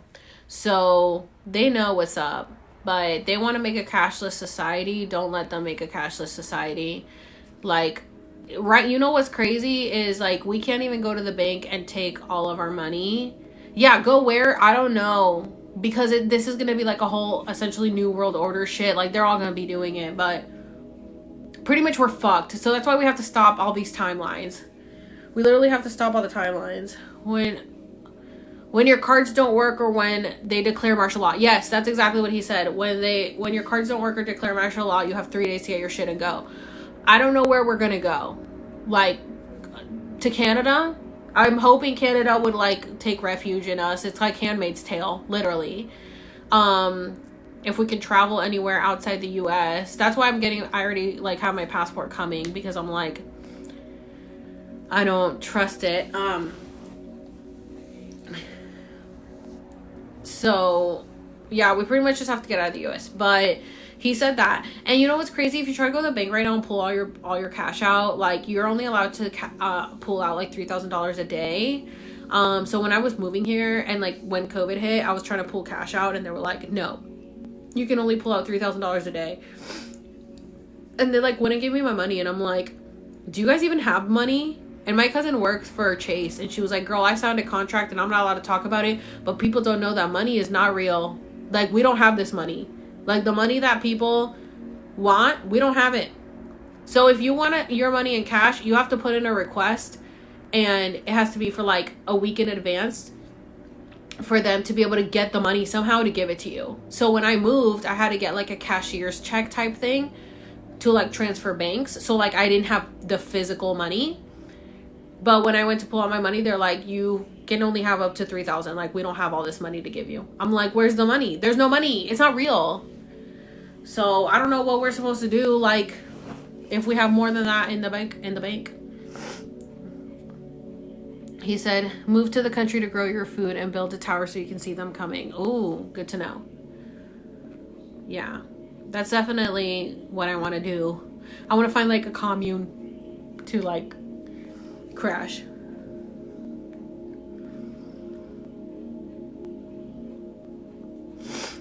Is Russia coming after us after freezing our money? Oh God, I hope not. But AOC did say there is a possibility of a cyber attack and that we should do the two-face recognition so that they can't like break into our stuff.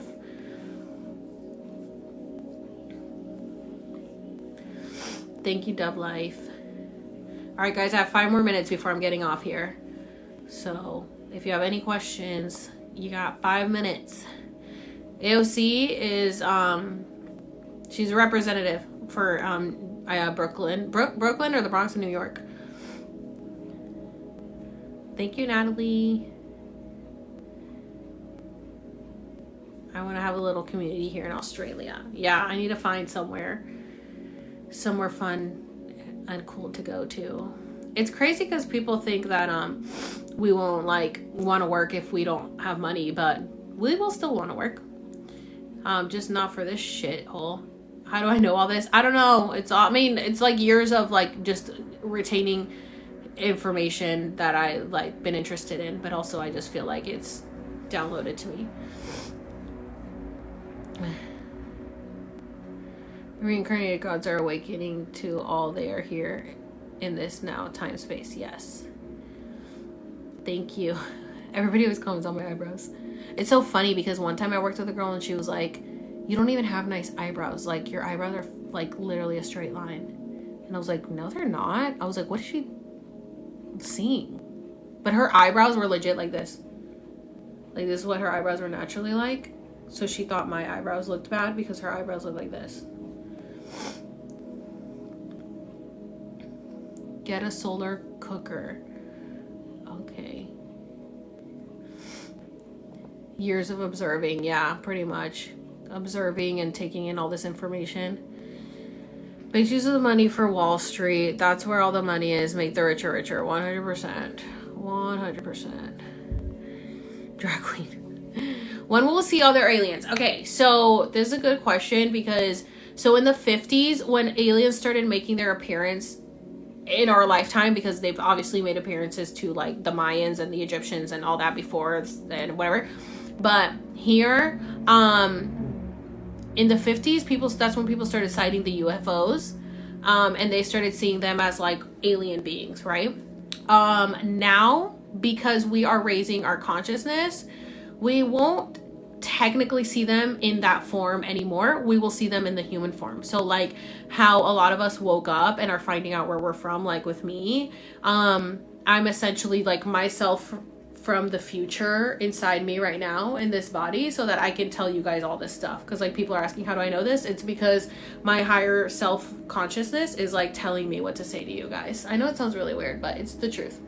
And my sister actually like was watching something the other day after I just told her this theory of like how aliens now are coming in the human form and like we're soul swapping essentially, which is the same thing that happened with the 145 military men that like found the Looking Glass project. They soul swapped. So I guess I soul swapped with my higher dimensional self, alien self, and like that's why I'm able to tell you guys all this stuff. So you guys are gonna start seeing a lot more of that now. Are we aliens seeing other aliens as aliens? Yes. Pretty much. Inception of aliens. They're blocking our third eye with all the chemicals. 100%. Do I consider myself an indigo child? So like I haven't looked into the term indigo child, so I'll have to see what that is. My favorite holiday is Christmas. I love Christmas. And then Halloween, even though I wasn't allowed to celebrate Halloween when I was a kid. So now I love going all out because I do all the like gross makeup because I went to school for being in special effects makeup. Do I still feel like myself? No. I view my old photos and videos in like you know what's funny? It's like I started viewing myself without realizing that I was viewing myself in my 5D self. And I was watching myself as like a reality TV show. When I would watch my TikToks, I was like, wow, like people used to always tell me I should have my own show because they loved my stories and I was so entertaining. And I was like, I literally have my own show now on TikTok. Like, I created this. I have my own show. And so I would watch myself and I would like literally separate myself and not know that I was doing that by like watching me literally be like a player in the game, essentially a character that I, you know, essentially created for my TikTok. It's not, I mean, it's me, but you know what I'm saying? Like when you watch it, I'm like, oh, that's me, but like it doesn't feel like me. Like I was always like separating myself to like see it for what you guys were seeing. Like I always want to know what your point of view is. And so I like separate myself and do that. Okay, guys, it's 11. So I got to get off here because I think I've been on for like 3 hours. And I will post this eventually on my YouTube and my podcast, but it takes a while to download because I always stay on here for way too long. So eventually I will post it on my YouTube and my podcast. Both are in my link tree.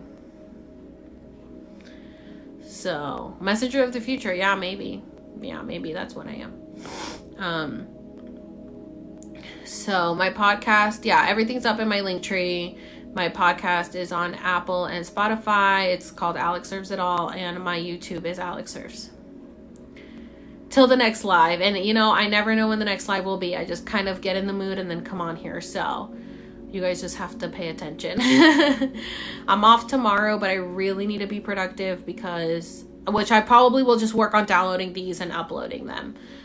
Because I haven't done that, and I was off yesterday, and I wasn't productive. So I got to be productive tomorrow. That's why I got to get off here because I stayed up too late on the last live. So, all right, guys, thanks for hanging out. I will see you next time.